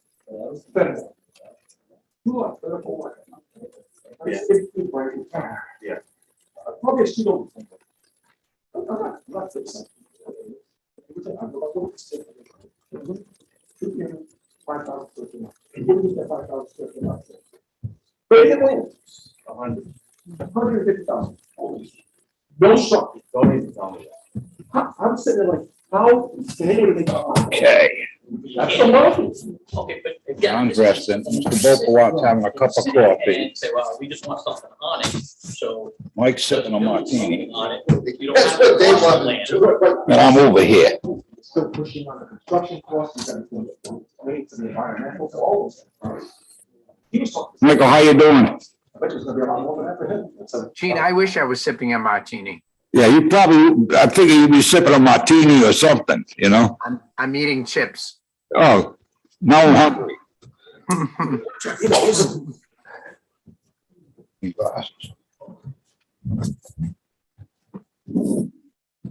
You gentlemen have 10 minutes per petition. We're moving. I'm gonna make it 5. All right. Five from a board member. Okay. We're gonna reconvene the meeting at 9:26. Next one on the docket is RS Associates, please. 2224 Pawtucket Avenue. Chairman. Mr. Chairman and Board, thank you. My name is Peter Rotelli. I'm an attorney and I represent RS Associates, and that's my family. So you know what they say about an attorney who represents himself. But David Sisson, my architect's with me. I'm an East Providence resident, I think for 44 years now. I've owned this building for over 20. Not a carpetbagger, huh? Yeah, exactly. When COVID hit about 2 years ago, I got a call from one of my tenants. I don't think I had a vacancy there for a long time. And I hired a big, a good marketing firm, try to lease it. When one of my major tenants announced that they were leaving. It's been 2 years. I've been almost 2 years, and it's been impossible to lease. The commercial leasing market is, I think COVID has pretty much decimated it. It's not just East Providence, it's all over the world. New York, Miami, Providence, everywhere. We've had people look, but the amount of space on the market is enormous, and the number of people, I mean, everybody's working from home. It's a different world today. So it's been very difficult to lease as a commercial. I'm in a C5 district. And I was chatting with the zoning officer on something else that I briefly mentioned to him about, I guess I'm in a C5, I could request a special use permit for some residential or live work type situation. But he introduced me to Dave, and I went over to see Dave Sisson and looked at some of the other things he's designing, and we decided to put in for this variance to go a mixed use in this building, put some residential in there. And that's what we're here for tonight.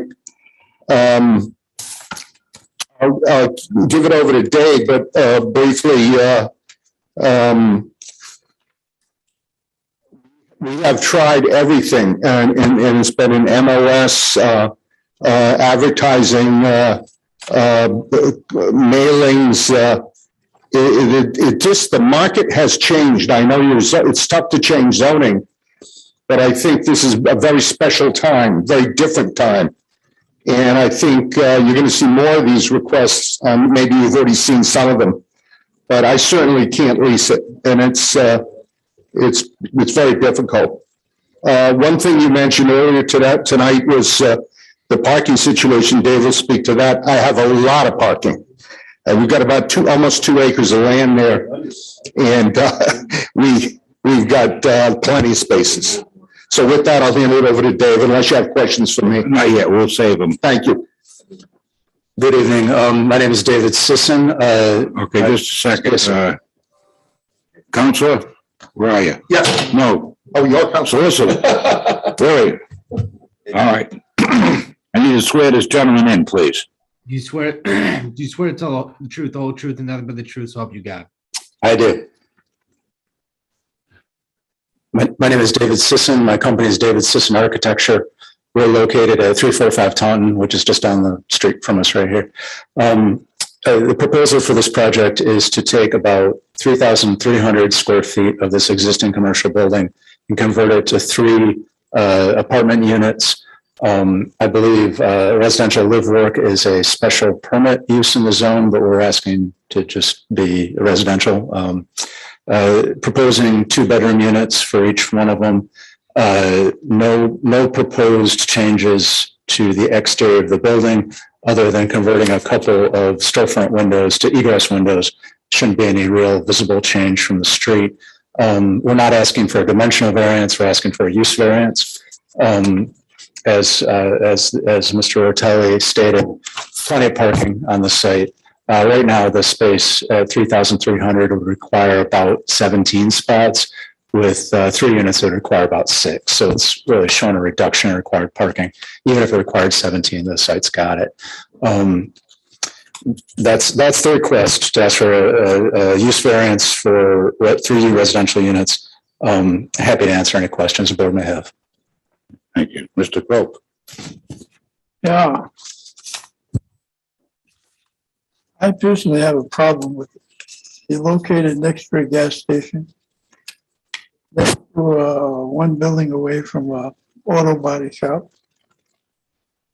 Across the street, you got an auto repair shop. Steps up, you got a car wash. I don't think it's very inducive to bring people in for that type of a situation, in my opinion. You also neglected to mention there's a building in back. I think you got a daycare or some type of a school back there? No, No? no, it's just commercial. The signs on the building have, No, it's called One Solution and Core Business. They each have half, and One Solution is like a temporary employment company. There's no children there.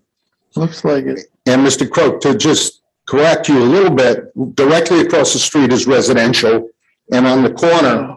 Residential is up a little bit. No, directly across is the car wash, vacant lot, and residential building.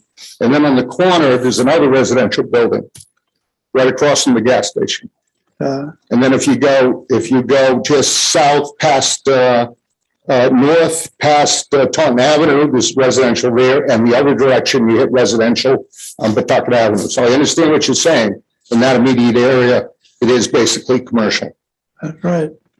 The other thing, just want to mention, I forgot to, I think I didn't see it, but I looked at it earlier today. I didn't get a copy. I believe the planning department does not have an objection to my request. That's their opinion. I've just mentioned it. They're on the advisory board. Yes, of course.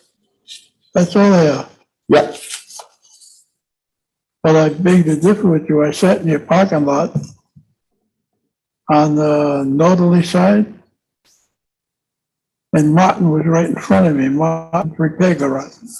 The house is one up from that. The house predates zoning. Predates zoning. It's been there for years. The 3 family you mentioned been there 100 years. Predates zoning. Now you're asking us to create something in a commercial area that I don't personally believe is conducive to proper living facilities. Being next to the gas station, the fumes, being next to the body shop, near the body shop, where the vents are on the roof.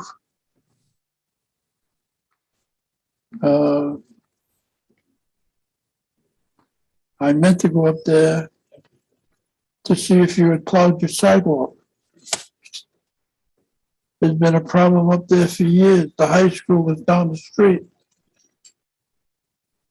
I argued many times with that gas station. They don't want to plow the lot.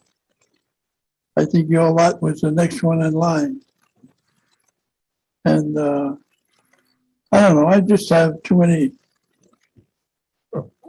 problems with putting residents in that particular building because of the rest of the area involved and what you've got, what the tenants would have to contend with is my problem. My sidewalk is plowed. I hope so. I meant to go up there and look, It is. but I even put a stipulation that last time the gas station was in, didn't mean a thing. They don't plow, they don't clean it. They might clean inside by the gas pumps. But you got a high school down the street, the kids trace up to Kent Heights. Bright Ridge plot. They gotta walk in the street, a main thoroughfare. Hey, No, we have a big sidewalk and it's shoveled and plowed every storm. I know you got a big sidewalk.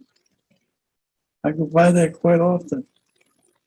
I'm quite familiar with the neighborhood and the area. So that's my opinion, gentlemen. Okay. Thank you, Mr. Coke. Mr. Where are you? Mr. Beauplat. Yes. So just a couple of questions. The signage will stay there, I assume, because you're going to have some commercial is the plan, right? Yes. Okay. And anything changing with the parking? Is it designated spots for the, you do have plenty of parking, but anything changing with the parking? We didn't do a parking plan yet, but I envision on the north side of the building where the residential would come in from, that all those spaces there's about 20 of them, would be cordoned off and used for the residential. Separately, yes.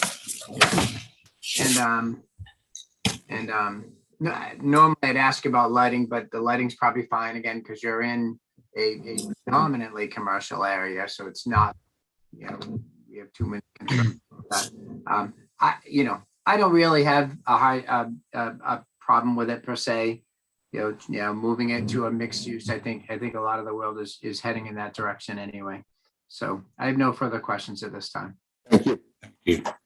Mr. Braga. Thank you, Mr. Chairman.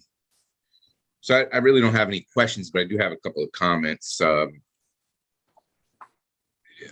So there's no green space provided for any residents that you'd have. I mean, they'd walk out of their house and they'd be in a vast parking lot, correct? They'd be in the parking lot, yes, unless we put some greenery in to buffer, which could be done pretty easily with a lot of room. I mean, if so, if I had to vote on what I'm looking at right now, you would not have my vote. Because I kind of agree with Mr. Croak in the fact that it doesn't look like it belongs there. And I kind of agree with Mr. Beauplat in the fact that the world is probably going to a mixed use kind of environment. But when you do not provide us as a board with anything that would make. We lost you there. Can't hear. Sorry. When you have not, sorry about that. When you have not provided us any evidence that there would be space for, normal living of even if it's apartment living, I've lived in apartments, you still have a backyard, you still have some green space, you still have this place to go in the summer on a hot day. Let's say you just don't want to be inside in the AC, you want to go outside. I mean, it's not conducive. I just don't agree. I agree with Mr. Croak that it's just not conducive the way it looks for a mixed use. So unless I was to see like what it would look like at the end and what's allocated for the businesses and what's allocated for the residential and whatnot, I just, like I said, if I'm going to vote on this today, you don't have my vote. There's just not enough information here for me. That's really all I have to say. Thank you, Mr. Braga. Mr. Pascal. No questions at this time, Chair. Mr. Robinson. No questions. Mr. Chairman, in light of the comments that were made, Dave, do you think it might be appropriate for us to put something together in terms of a parking and site plan to see some greenery and like conducive to residential. I'd like to hear what the board would think about that if we continued and came back with a site plan. Okay, that's a highly commercialized area. It is. And my fear on this, picking up on what Mr. Croker's doing, I'm wondering if it can work. Thinking about the egress and regress to Pawtucket Avenue. That place is a nightmare in there, okay? We've already got issues there with the once every 10-year snowstorm right now, okay? So I'm not gonna base any comment on that. But I'm also fearful of setting a precedence here of the combination of commercial versus C5 versus residential. Now, my other concerns are, and I probably should have researched this a little bit better now, is that with that commercial, with apartments above and commercial below, in that C5, I need to know what's allowed. And what I don't want to see is some type of light manufacturing, storage of whatever underneath these units. Okay. Okay, can I just? Yeah. This is all one level. There's no second level here. No, but I'm saying, if I had is manufacturing allowed in there? I can't remember. Not heavy manufacturing, there's a crossover between light and heavy. I mean, there's- Yeah, like I'm saying, if some guy's making something or something, he's gonna put a hydrogen tank outside or an oxygen tank to do the cleaning or whatever he's gonna do. Well, that type of work, no, but any tenant that would be moving here would be aware of the circumstances of what businesses are there. I mean, this is not gonna be ownership, I think it's gonna be rental. Rental. Yeah, rentals. Yeah, that's what I'm saying. And it is a single story building. You know, I've got residents upstairs and I've got something that can open at 7 o'clock in the morning or 6 o'clock in the morning and operate till 9, 10, 12 at night. All right. Or, something, you know, whether it's whatever, we spotted in there was a nightclub got to go in there, you know, I remember that case coming forward, you know, so now the people are living upstairs and they got bands downstairs and a restaurant or whatever. I've got mixed feeling on that. I've owned it for over 20 years. It's a 9 to 5 offices. That's what it is. Yeah, I understand under your reign, counselor. Mhm. But, you know, 10 years from now, they could be something else, or 25 years from now. Okay, you know, we're all gonna expire at some point here. And that land can be sold and transferred over and. Of course, but I've got 20 years there and it's all, Yeah. it's been the same, similar thing. You know, I'm not shedding any discrepancy as far as your operation of that place. It's never been an issue in the city. Most people don't know what's there unless the company was advertising with their sign on it outside. You know, it was a commercial zone. And again, I'm going to fall back on my other situation. I'm afraid of setting a precedence here, okay, in other areas of the city where, you know, where people could form arguments at this point. As Mr. Braga said, there's no, I don't think I would be comfortable living with that all around me, the gas station and that, okay? The residentials that are there across the street, there was another one there, they tore it down. Right. Okay. Yes. They were there since day one when it was probably, I mean, at one point, those houses lived across the street and looked at a junkyard that was there once, that shell. You remember the junkyard? It was before my time, but I know it was there. Two rats in there. my father-in-law. So, I mean, it was a junkyard over there, you know, so, across the street, there were all houses back then. And, you know, time moves and things change and whatever, but, I'm a little uncomfortable with it at this junction, Counselor, you know? Okay. Yeah. Could we, I'm just telling you, you know, Mr. Braga expressed. could we continue it to, another date and? You can do whatever you want. Okay, I'd request a continuance. In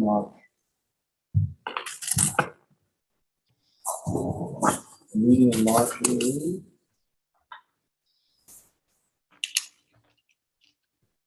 March 2nd. That's the next meeting? Is that enough time? Well, I mean, 2 weeks. That's fine. Just, I gotta distribute everything in 2 weeks. Okay, we can always ask it for April, right? Yeah, I'm coming to all of them. yeah, it's up to you if you want to do it. all right, yeah, April might be better. Give us a little more I think time. that was April 6th, right?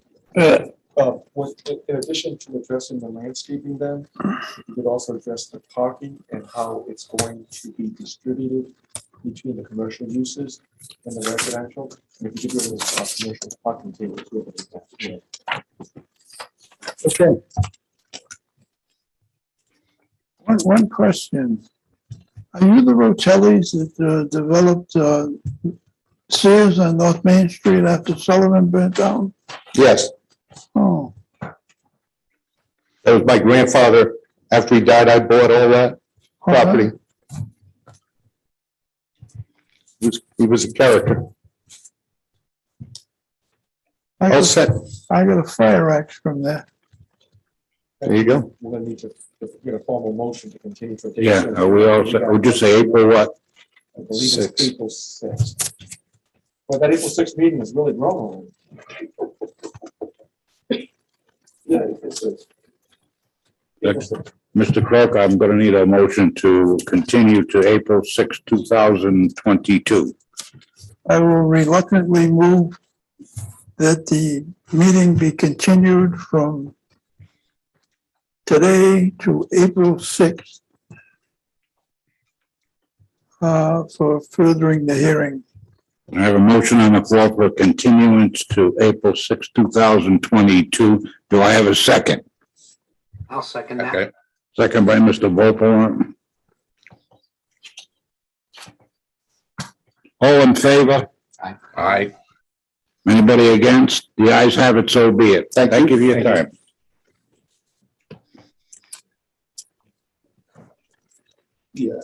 We're gonna move into new business. Okay, we got 62 Cedar Avenue, Mario Hetman. Good evening.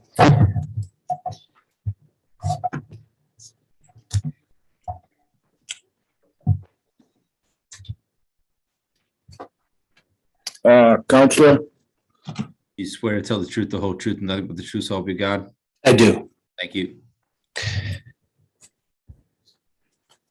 You got an addition, right? Yeah, I'm trying to build a pitched roof on my house. Right now I have a flat roof and it's kind of a mess.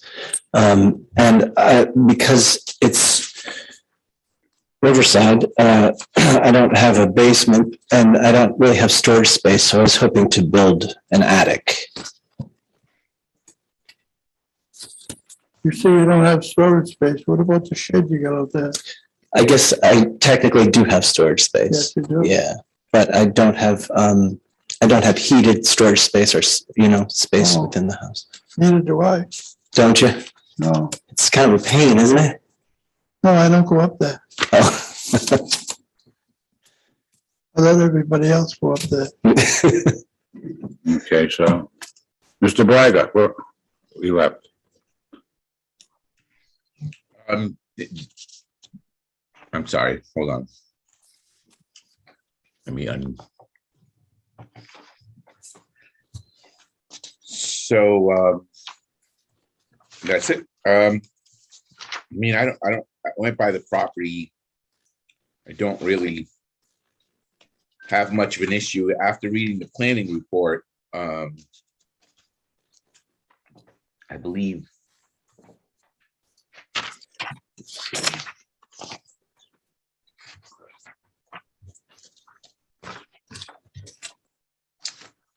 Yeah, so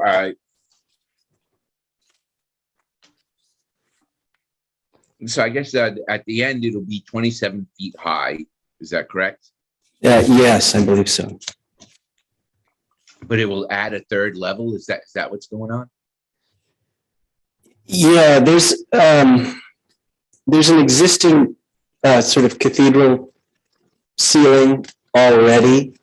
So basically, it's gonna the floor would follow the level of the collar ties that I've got there now. So it's not adding a full story because there's already a few feet above the collar ties. There's a pitched roof on one side of the house, and then a sort of perpendicular pitched roof, a very small one, and then that leads down a little bit into a flat roof. And so I'm just trying to extend that second pitched roof up a little bit. And the space that this creates, you're going to use solely as storage? Yeah, that's the idea. I wanted to put a dormer on there so that there's headroom so that you could have a set of stairs going up to it. Otherwise, you'd be squeezing. So no living space there. Correct. That's correct? Yes. Yep. Okay. Yeah, I mean, I don't really have an issue with it. Again, like I said, it is a third level, but as planning points out, it's still 8 feet shorter than the maximum height allowed, which to me is probably the more important number than whether or not it has 3 floors. So I don't have any questions. I'm all set. Thank you. Mr. Vogelon. Yeah, I agree with Mr. Braga. I mean, I don't, it is 8 feet shorter than the height, the maximum height. It really does not look like it would possibly impact any neighbors because of the location of the house, where it's at. I mean, I guess technically it's very pitched, right? The room clearly, like in the, you look at the plan, I think it was 9 feet or close to 9 feet high in the middle, right? But I'm sure once you get out to the sides of the room at all, it obviously is a very pitched room, right? Yeah. Yes.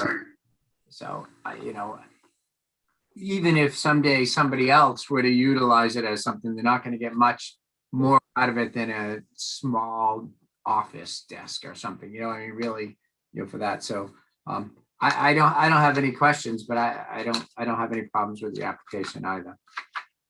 Thank you. Mr. Pascal? No concerns, sir. All right. Mr. Cook? As I looked at the house, it seems as though many additions were built on it. It seems that way, yes. It's from 1910. I have not put additions on it. That I haven't extended the footprint of the house at all. The front door's on the sidewalk. Yeah. I wish it weren't, but I use the side door. I don't know, it's an architect's quandary. Yeah. Oh, yeah. Whoever built that house. I mean, it used to be a rectangle. Oh, do you own the lot next door? I wish I did. You don't, No. but you own the side of the house where the shed is Yes. that don't meet the setback requirement. Yeah. You've got room to go out rather than to go up. If you consider the side of the house, the westerly side.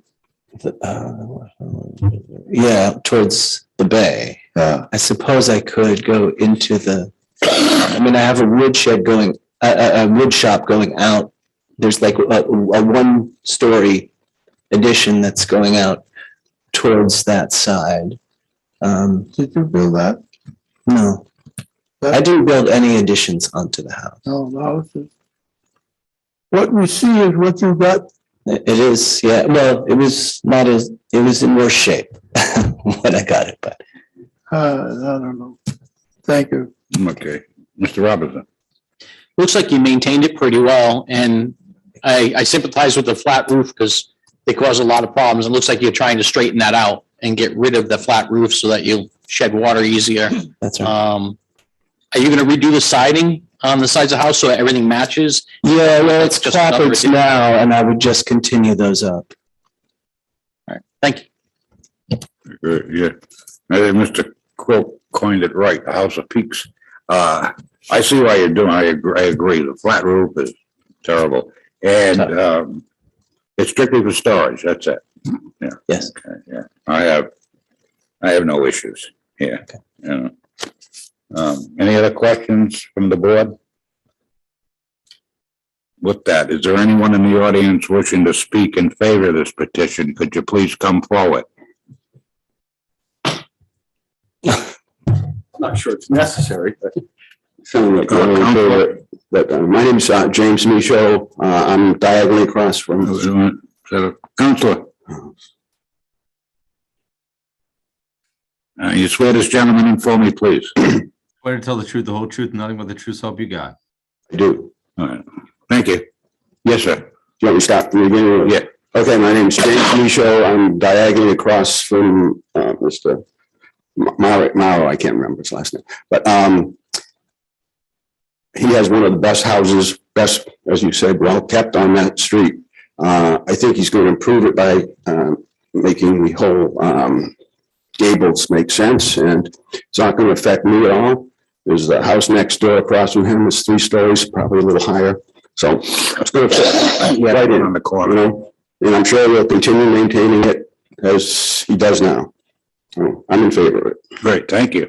Okay. Excuse me. Anyone else wishing to speak in favor? Hearing, seeing none. Motion is in order, Mr. Braga, please.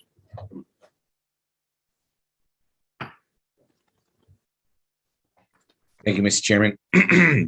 Based on all the evidence presented to the Zoning Board of Review and personal knowledge of the members of the board of the land and area of the city of East Providence, the Zoning Board of Review hereby finds pursuant to section 1945A of the city of East Providence zoning ordinance, the hardship from which the applicant seeks relief is due to the unique characteristics of the subject land or structure and not due to the general characteristics of the surrounding area and not due to a physical or economic disability of the applicant, accepting those physical disabilities addressed in Rhode Island General Law 45-24-30.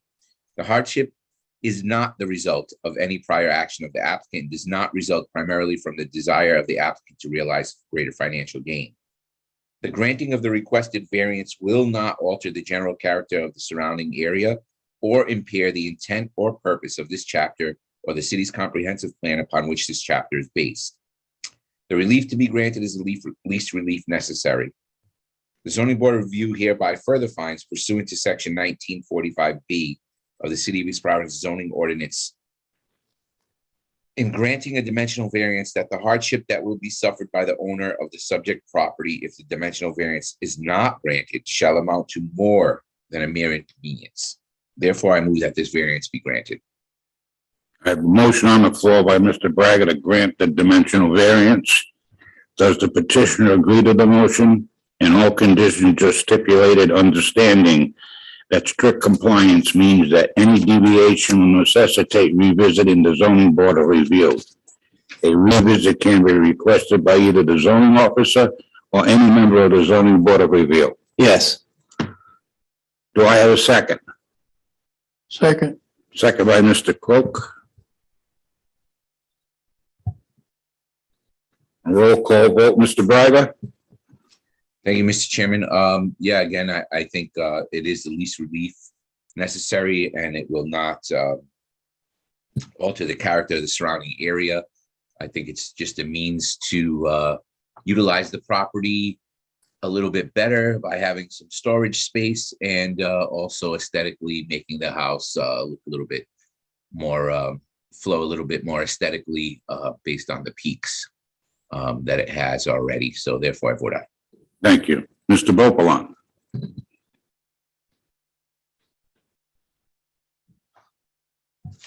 He's muted. Mike, can't hear you.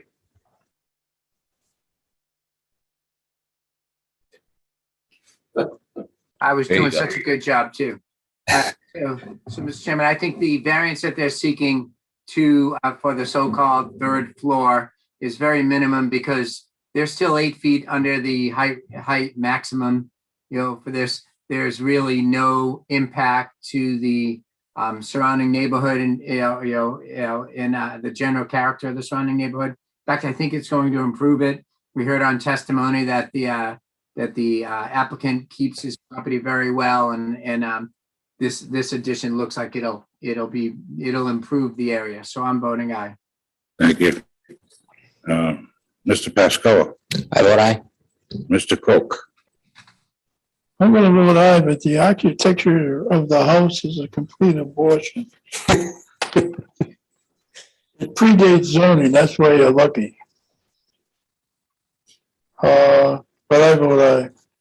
Thank you. I'm going to vote aye. I take up the comments of Mr. Croak. It's going to straighten the place out from all those additions in there. And I think it's just going to enhance the neighborhood. And I'm also basing my decision on the testimony here tonight. With that, your request for your dimensional variance passes 5-0. Good luck and thank you. Thank you. Time to adjourn. That was good. Motion. Do I have a motion to adjourn? Second. Okay, next case, Peter and Marie Kahani. Did I say that one right? 31 Poconoket. Down in Poconoket land. How we doing? Poconoket. Now you want to put a bar room in? I thought something. No. Counselor? Can you swear this gentleman in for me? Swear to tell the truth, the whole truth, nothing but the truth, so help you God. Yes. Thank you. Okay. What are you up to? Okay. This project started, myself and my wife talking about what a struggle it's been going up and down the stairs doing laundry, mostly the wife. Just the wash and dryers in the cellar. So we were talking about bringing it up on the first floor. Then we got into a conversation about maybe putting a full bath in where there's a shower. And that extended out to maybe a small room, just in case one of us was not able to climb the stairs. So at this stage, the room is going to be like a den, but with the capability of putting a bed in there if it ever became necessary. And that's pretty much what we're trying to do. With that, Mr. Braga.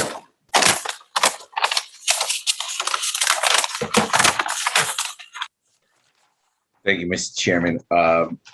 I don't have any questions here. From what I can tell, I think it's. Yeah, I really don't have any questions or any issues with unless I hear something that's gonna, change my mind. I really don't see any issues. Okay, thank you. Mr. Wilpon. Any questions about this? You all set? Yes, thank you. I'm sorry. Mr. Pascoe. All set, Chair? Mr. Coe. Some improvements, I know what you're going through. Quite well. I'm sure you do. It's all part of it though. My wife took a nosedive and Yeah. shattered her ankle. And now old age is caught up. I hope this isn't on television. I won't tell her. Broken. Good. No, what bothers me is the shed, to be honest with you. Yeah, the house. It's in the setbacks of the yard. You should be 5 feet off on each side. And I'm not a great lover of a shed in the front yard. But other than that, you've got a corner lot, which presents a problem because you have 2 front yards. Right. So I can understand your problems quite well. Thank you. Thank you. My turn. You're in trouble. I've been there, done that. Okay, I understand your situation. You know, if either something happens or whatever, and everything's upstairs, and okay, and you don't have the convenience downstairs. So now the den becomes the bedroom. So at least you're preparing. I hope nothing happens. I hope it's always a den. I hope it stays a den for the next 45 years. But no, I have no issues with this whatsoever. All right, good piece of property. I think it's you know, the hardship is we're all getting along in life, I guess. That's what I figured hardship is on that one, but nothing there. Mr. Robinson, sir, I'm sorry. It's pretty straightforward. All the setback issues are very, very minor. The coverage is very, very minor. I don't see any issues with it at all. Okay, any other concerns or members of the board? You're at the state where it's honeydew this and honeydew that, and honeydew everything else. It's worked for 40 years, so. All right, anyone in the audience wishing to speak in favor of this petition, please come forward. Hearing, seeing none. Anyone in the audience wishing to speak against this petition, could you please come forward? Hearing, seeing none. Mr. Braga, it's a dimensional. Thank you, Mr. Chairman. Excuse me. Based on all the evidence presented to the zoning board of review and personal knowledge of the members of the board of the land and area of the city of East Providence, the zoning board of review hereby finds pursuant to section 1945A of the city of East Providence zoning ordinance, the hardship from which the applicant seeks relief is due to the unique characteristics of the subject land or structure and not due to the general characteristics of the surrounding area and not due to a physical or economic disability of the applicant, accepting those physical disabilities addressed in Rhode Island General Law 45-24-30. The hardship is not the result of any prior action of the applicant and does not result primarily from the desire of the applicant to realize greater financial gain. The granting of the requested variance will not alter the general character of the surrounding area or impair the intent or purpose of this chapter or the city's comprehensive plan upon which this chapter is based. The relief to be granted is the least relief necessary. The zoning board of review hereby further finds pursuant to section 19-45B of the city of East Providence zoning ordinance, in granting the dimensional variance, that the hardship that will be suffered by the owner of the subject property if the dimensional variance is not granted shall amount to more than a mere inconvenience. Therefore, I vote this variance be granted. Thank you. I have, excuse me, I have a motion on the floor by Mr. Braga to grant the dimensional variance. Does the petitioner agree to the motion in all conditions just stipulated, understanding that strict compliance means that any deviation will necessitate revisiting the zoning board of review? A revisit can be requested by either the zoning officer or any member of the zoning board of review. Yes. Do I have a second? Second. Second by Mr. Cook. On a roll call vote, Mr. Braga. Yes, I believe that the variances sought are minimal. I don't believe that it will adversely impact the neighborhood, and I do believe it would be quite more than a mere inconvenience if we didn't grant it. So, therefore, I vote aye. Thank you, Mr. Beauplan. Yes, I agree with Mr. Braga. I think that I mean, clearly the rear yard, side yard, and the building coverage are all very small. So it is the minimum relief necessary. And I also, this is clearly not caused by any prior action of the applicant. And the location of the addition is really not going to impact the general character of the surrounding area at all. So I vote aye. Thank you. Mr. Pascal. I'm gonna vote aye. Mr. Crook. I'm gonna vote aye. It's a corner lot, which does present a hardship. I can understand what you're going through because I'm going through it in my house. And I wish you much luck. Thank you. Yeah, I'm gonna vote aye as well, based on the testimony before this board. With that, I'm gonna vote aye. We requested a dimensional variance passes 5-0. You're all set. And Mr. Beaupont, can you do me a favor? Yes. With that picture behind you. Clean it out. You don't like it? What, the house is this way? Oh, straighten it out. I see. All right. I will. Like I couldn't resist it. He's a great character. I think it's the angle. It's the angle. Look at it. The angle of the better? video. I think the solicitors looks a little crooked too in the back. Policies and procedures. There you go. Yeah. It's the angle of the computer. That's what it is. Given the lateness of the hour, let's push that off, but let me just offer this. So I've been working on legal structural package. It's as self-explanatory as possible so people know what they need to do when they come to the zoning board. There's no confusion. I've thrown everything in the kitchen sink at this. Review it. Do you have any offers, any insight? I think What is it? I think I was pretty comprehensive. I'm gonna deliver it to your house. It's an instructional package I hand out. It works you through step by step what you need to do to decide whether, it's only the whole process. All right, so we're gonna continue. Yeah, continue the whole procedures to. All right, procedure A and procedure B to the next meeting. All in favor? Aye. Anybody against? The ayes have it. The next regularly scheduled hearing of the zoning board of review will be held on March 2nd, 2022. Potentially in a semi-hybrid form once again. Yeah, well, actually, the solicitor can speak to that. We are gonna do hybrid again, following month, probably through April, correct, Mr. Solicitor? Yeah, that's correct. It's been extended through mid-April. Okay, All right, so hybrid it is. okay. With that, in a motion to adjourn. Motion to adjourn.